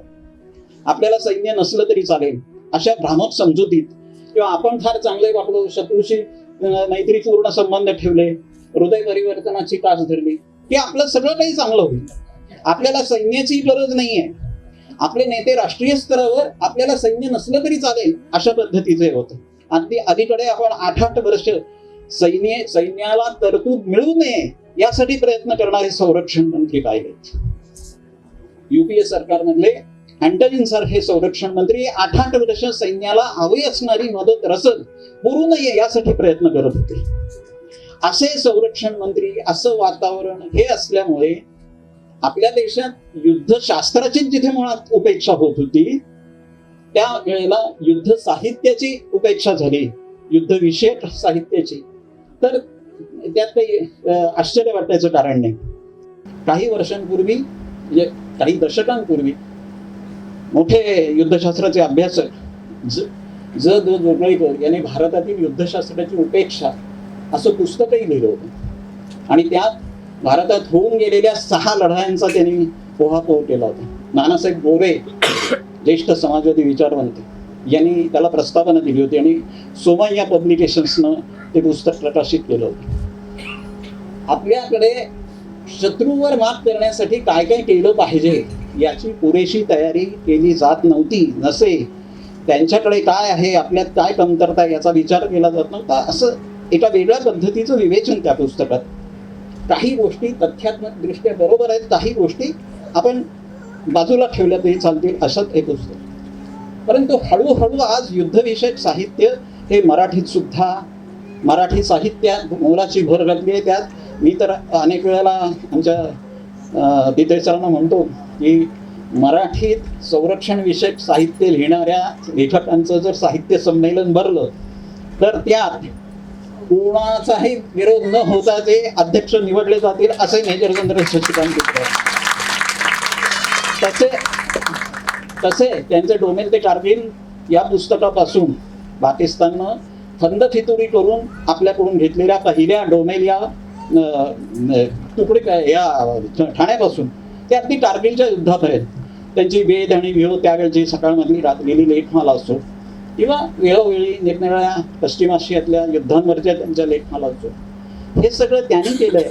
पण नाहीतर एक काळ असा होता, मेजर जनरल यशवी परांजपे असो किंवा कॅप्टन मोडक असो, त्यांची काही छोटी पूर्वीची प्रतापगडचं युद्ध, प्रतापगडची मोहीम अशासारखं तुरळक पुस्तकं असत. पण आज परिस्थिती बदलते आहे. आज आपले पहिले सेनानी आपल्या भारताचे, आज आश्चर्य वाटेल आपल्याला कदाचित, आता 1-2 दिवसात प्रसिद्ध होईल, द कॅन्टोनमेंट कॉन्स्पिरसी नावाचं पुस्तक बाजारात येत आहे. लिहिलंय कोणी? आपल्या लष्कर दलाचे प्रमुख राहिलेले मेजर जनरल मनोज नरवणे. त्यांनी जनरल नरवणे यांनी. आणि ती थ्रिलर कादंबरी आहे. कादंबरीच्या क्षेत्रात सुद्धा आज तागायत कोणी आपल्या लष्करी अधिकारी असे इतक्या उच्च पदावर पोहोचलेले नव्हते. आणि नरवणे सरांचं नाव आता निघालं म्हणून सांगतो, इच्छाशक्तीचं एक चांगलं उदाहरण आहे. आज पित्रे सर इथे आहेतच. पित्रे सरांनी जेव्हा थोरल्या बाजीरावांच्या युद्ध नेतृत्वावर त्यांना अशाच समारंभात बाजीराव मस्तानी या दूरचित्रवाणीवरच्या वाहिनीचा निमित्त करून सगळं बाजीरावाचं युद्ध नेतृत्व बाजूला आणि बाजीराव आणि मस्तानी यांच्या प्रेम प्रकरणावरच सगळा कार्यक्रम, त्या वाहिनीवरच्या निरनिराळ्या अभिनेत्यांचं कौतुक असं चाललेलं होतं. त्यावेळीला बाजीरावांच्या युद्ध नेतृत्वाची झालेली उपेक्षा ही त्यांना बोचली आणि त्या बोचणीतून त्यांनी बाजीरावाच्या युद्ध नेतृत्वाचं पुस्तक केलं. ते या समहा असं या नावाचं पुस्तक प्रसिद्ध झालंय. आपल्यापैकी अनेकांनी वाचलंही असं. त्याची गंमत अशी आहे की ज्या वेळेला त्या पुस्तकाची एकही ओळ लिहिली गेली नव्हती, त्यावेळेला मी आणि आमचे दिलीपराव आम्ही चर्चा करत होतो आणि त्याच दिवशी सकाळची बातमी होती की आपले लष्कर प्रमुख जनरल मनोज नरवणे यांची नियुक्ती झालेली. पुण्यातले होते, प्रबोधिनीचे माझे विद्यार्थी होते वगैरे वगैरे सगळी माहिती आलेली होती. त्या आमच्या तिघांच्याही मनात असं आलं की या पुस्तकाचं प्रकाशन हे जर नरवणे सरांच्या हस्ते झालं तर होईल. आणि तुम्हाला सांगायला आनंद वाटतो की आमच्या तिघांच्या इच्छाशक्तीच्या बळावर आम्ही सगळे प्रयत्न करून नरवणे सरांच्या हस्तेच त्या पुस्तकाचं प्रकाशन केलं. आज योग असं आहे की ज्या वेळेला याची पहिली आवृत्ती प्रसिद्ध झाली त्यावेळेला आम्हाला असंच वाटत होतं की हे स्त्रियांच्या कर्तृत्वाविषयीचं पुस्तक आहे, त्यामुळे मेधाताईंना बोलवावं आणि लष्करी याच्यावरचं आहे. त्यामुळे जर मेजर जनरल शशिकांत पित्रे आले तर अगदी सोन्याहून ठेवलं असं. या दोघांच्यासाठी आम्ही दोघांनी मनात इतके हे केले होते प्रयत्न, इच्छाशक्ती आमच्या दोघांची इतकी प्रबळ होती ती आज सफळ झालेली आहे. एका वेगळ्या अर्थानं हा साफल्याचा क्षण आहे, तो मी मुद्दाम तुमच्या समोर मांडला. हे जे पुस्तक आहे, या पुस्तकात मी जसं म्हटलं तसं अभिवाचनात करता येतील असे प्रसंग सुद्धा, अशी वर्णन सुद्धा या प्रकरणामध्ये विखुरलेली आहे. सिंधवर आक्रमण केलेला, ज्यानं आक्रमण केलं आणि दाहिर कन्यांचा ज्या पद्धतीनं छळ केला, त्या दाहिर कन्यांनी खलिफावर आणि खुद्द कासिमवर उगवलेलं सूड आहे, त्याचं एका परदेशी इतिहासकारांच्या आधारानं त्याने 2 पानं जी उल्लेख केलेली आहे, संदर्भ तुम्ही बघितला तर 2 पानं तुम्हाला आढळतील कुठे कुठली माहिती आहे ती, पण त्या तपशिलाच्या आधारानं जवळजवळ 6 पानी त्यांनी प्रसंग रंगवलेला आहे. आणि सूरजदेवी आणि परिमल देवी या दाहिरच्या कन्या कसा तो सूड उगवतात याचं वर्णन या पुस्तकात जे काही केलेलं आहे ते एखाद्या चांगल्या ललित साहित्य, त्या म्हणाल्या की मी ललित साहित्यिक नाही म्हणून, परंतु ललित साहित्यकाला शोभेल अशाच पद्धतीनं त्यांनी ते वर्णन केलेलं आहे. याच पद्धतीनं वेगवेगळ्या वीरांगणांच्या आणखी असणाऱ्या गुणांचं जे वर्णन केलेलं आहे ना, ते बघण्यासारखं आहे, ते वाचण्यासारखं आहे.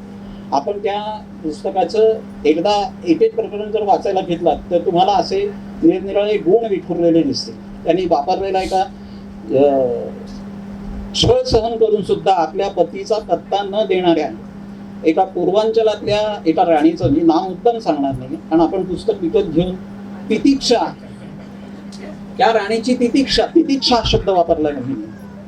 आणि आपण जर अलीकडे आनंद नाडकर्णी सरांच्या निरनिराळ्या युट्यूबवरच्या ह्या पाहत असाल तर लोकमान्यांची तितिक्षा याच्यासारखा त्यांचा जो कार्यक्रम आहे, त्या तितिक्षेशी याचं नातं जोडता येईल. किंवा अलीकडच्या काळात 40 दिवस याचा अनन्वित छळ झाला आपल्या ज्या राजाचा, त्या छळाचं दृश्य पाहवत नाही अशी आपली त्याची ज्या समाजातली आपल्या अनेकांची स्थिती आहे. छावा या चित्रपटाच्या बद्दल मी बोलतोय, त्या संभाजी राजांच्या छळाशी त्याची तुलना करता येईल अशा एका राणीनं छळ सहन केला. उभ्या पठारावर एका खांबाला बांधलेली आहे आणि पती, तू कुठे आहे तुझा पती, असा एक शत्रूचा प्रतिनिधी विचारत राहतोय, वाटते तसे हाल करतोय, पण ती उत्तर देत नाही, जुमानत नाही. अशा पद्धतीनं त्या राणीनं केलेलं बलिदान हे सुद्धा या ह्याच्यात आहे.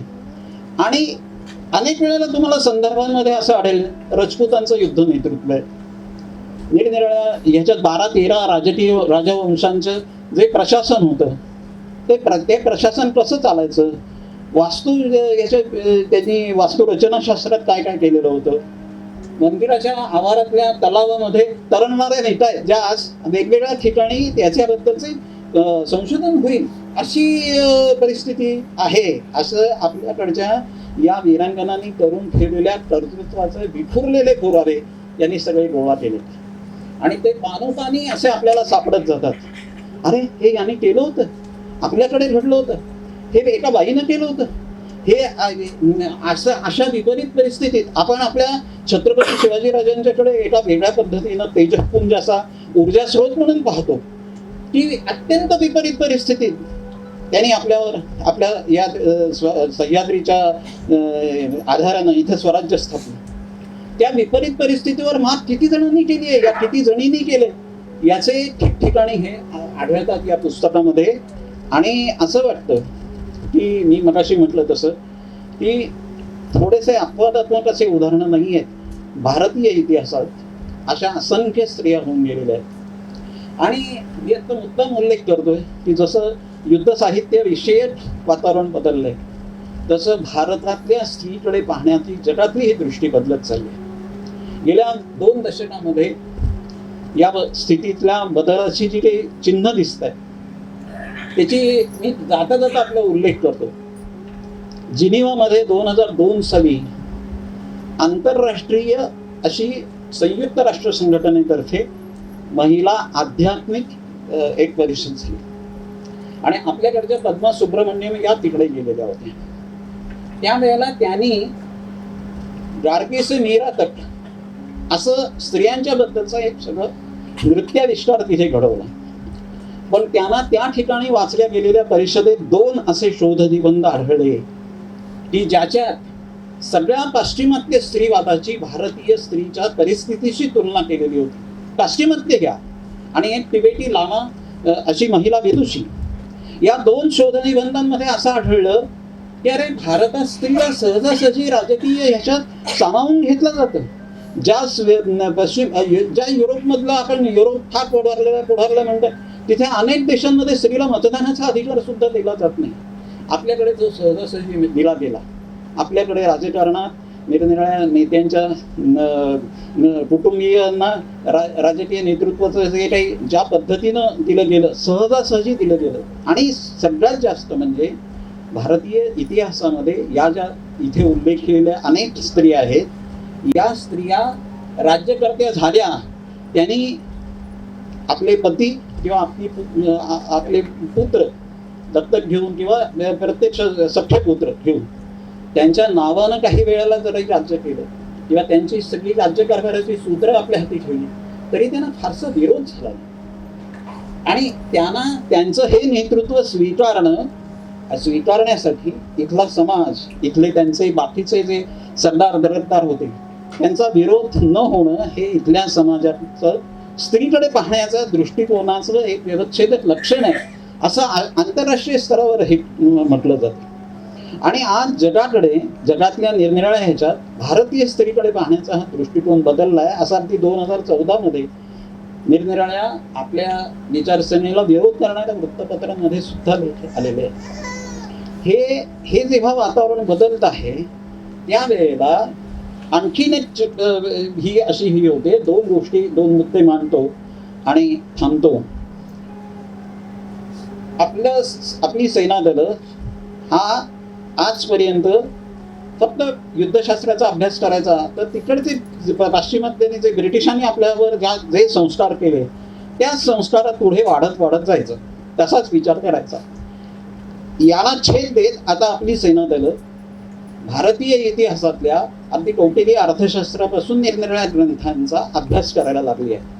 इंडिक नॉलेज सिस्टीम्स याचा अभ्यास आपल्या सेना दलांकडून केला जातो.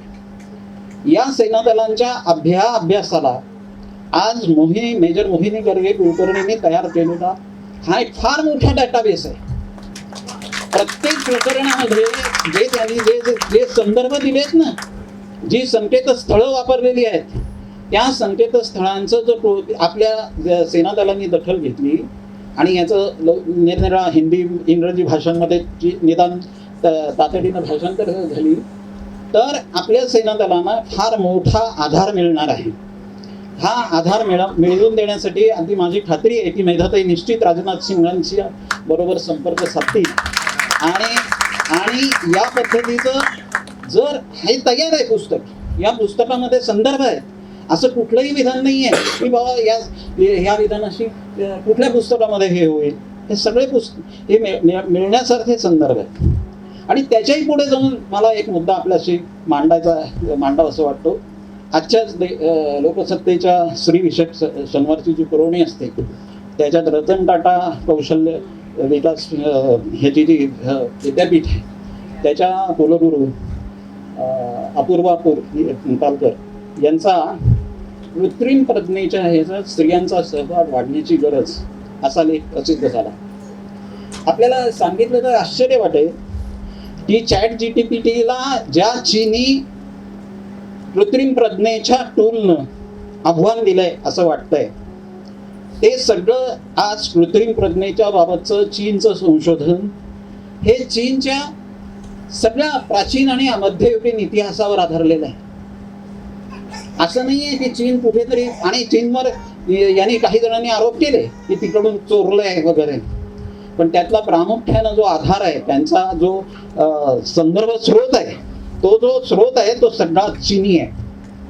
चीनी इतिहास, चीनी तत्वज्ञान, आणि त्याच्या आधारानं कृत्रिम प्रज्ञेची जोड देऊन जर चीन आज हे करत असेल तर चीनपेक्षाही अधिक समृद्ध असा वारसा आपल्याला लाभलेला आहे, बहुमुखी वारसा लाभलेला आहे.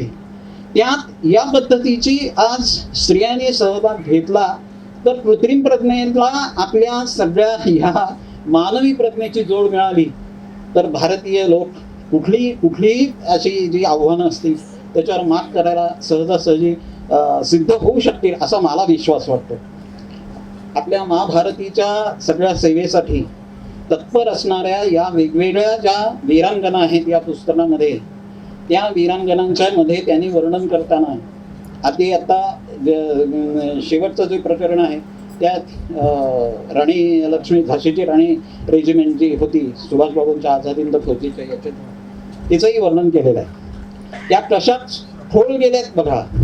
आपल्याला पैकी आत्ता सुद्धा इतरे सरांनी सांगितलं की आपल्याकडे सैन्यात असं हे व्हावं की नाही, हे साधारण 90 पासून सुरू झालं, 1990 पासून. पण सुभाषबाबूंनी INA मध्ये हे केलं होतं याचं तर वर्णन त्यांनी केलंच आहे. पण आपल्या सगळ्यांना मुद्दाम सांगायला आनंद होईल मला, मी सध्या सुभाषबाबूंचा जरा अधिक तपशीलवार अभ्यास करतो. 1928 साली मोतीलाल नेहरू अध्यक्ष काँग्रेसच्या अधिवेशनाचे होते. त्यांच्या स्वागतासाठी सुभाषबाबूंनी ज्या पद्धतीनं लष्करी स्वयंसेवकाचं दल हे कलकत्त्यातल्या अधिवेशनाच्या निमित्तानं उभारलं होतं त्याचाही संदर्भ मोहिनींनी दिलेला आहे. म्हणजे 1928 मध्ये सुभाषबाबू हे काँग्रेसचेही अध्यक्ष नव्हते आणि गांधींचा या अशा पद्धतीच्या स्वयंसेवक दल उभारून लष्करी याच्या जनरल ऑफिसर इन कमांडिंग अशा पद्धतीनं घोड्यावर स्वार होऊन लष्करी गणवेशात आपल्या या स्वयंसेवक दलाचे मानवंदना सुभाषबाबूंनी स्वीकारलेली गांधींना पटली नव्हती, पण सुभाषबाबूंनी ते केलं होतं. याचा अगदी तपशीलवार नसला तरी 28 सालापासून सुभाषबाबू या पद्धतीनं स्त्रियांना हे करू इच्छित होते याचा त्याने दाखला दिलेला आहे. आणि सुभाषबाबूंच्या त्या ह्याच्यात ते क्रांतिकारकांची अनुशीलन समिती, युगांतर वगैरे ज्या क्रांतिकारकांच्या बंगाली संघटना होत्या त्यातल्या स्त्रियांशी सुभाषबाबूंचा संबंध त्याच्याही पूर्वी होता. हे असं हळूहळू जर संदर्भ सापडत गेले, शोधत गेले तर मिळत जातील. आणि यासाठी या पुस्तकाचं प्रत्येक प्रकरण, त्यातले संदर्भ, त्यातली ही उपयोगात येण्यासारखी आहे. आधुनिक काळात अद्ययावत अशा क्षेत्रात, अगदी कृत्रिम प्रज्ञेच्या क्षेत्रात सुद्धा हा संदर्भ स्रोत म्हणून उपयोगी पडणारा महाग्रंथ हा मेजर मोहिनी गर्गे यांनी सिद्ध केला. प्रोजेक्ट असिस्टंट म्हणून रेवा आणि राधा या दोघांनी त्यांना मदत केली आणि रात्रंदिवस ती जेव्हा संदर्भ शोधाशोधी चालू होती तेव्हा वैभवनी मदत केली. म्हणून मी त्या सगळ्यांचे आणि त्यांना या पद्धतीनं कुठून हळदी घाटून माती आणायला या पद्धतीचे सगळे त्यांचे या पद्धतीचे छंद जोपासायला त्यांनी पूर्णपणे वाव दिला. त्यांच्या आईवडिलांपासून सगळ्यांचे मी आभार मानतो. आपण सगळे या ठिकाणी या ऐतिहासिक क्षणाचे साक्षीदार व्हायला आलात म्हणून अगदी या सगळ्या आयोजकांचा एक घटक असलेलं मी आपल्या सगळ्यांचे आभार मानून मी थांबतो. आणि यानंतरचे जे आपण म्हणणार आहोत ते संचलन याच्यातलं गीत आहे वंदे मातरमचं. एका वेगळ्या पद्धतीच्या युद्धसज्ज अशा भारताचं चित्र आपल्या डोळ्यासमोर असावं आणि आपल्याला आव्हान देणारे आपल्या सीमेपलीकडचे शत्रू हे आपण मनात आणलं तर आपल्या सगळ्या वीरांगना या त्या आव्हानांवर मात करायला सहजासहजी सज्ज होऊ शकतात हा विश्वास मनात बाळगावा. असा विश्वास आपल्याला आपल्या मनात जोजवण्याची प्रेरणा देणारं हे पुस्तक असं आज आपण प्रकाशित होताना पाहिलं सगळ्यांनी, याचा आनंद मी व्यक्त करतो आणि इथे थांबतो. धन्यवाद.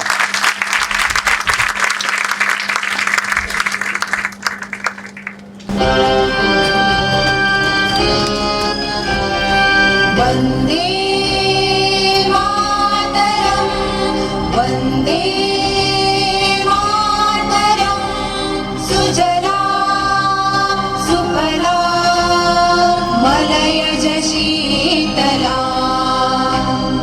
शस्य श्यामला मातरं, वन्दे मातरं, वन्दे मातरं.